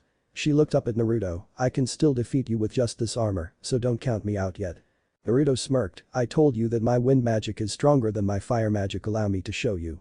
Urza's thought was suddenly interrupted as she suddenly heard thunder from above.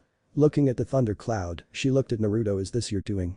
Naruto didn't reply and he flashed through some hand seals, wind release. Wind god technique. Everyone in the crowd watched in shock as the wind decimated the training ground. The wind became so sharp that it was cutting up both Urza and Naruto. Then suddenly someone pointed to the clouds. What is that? Urza looked up and was shocked to see a dragon made out of wind come out from the clouds. Naruto looked at Urza. Forfeit the match. No.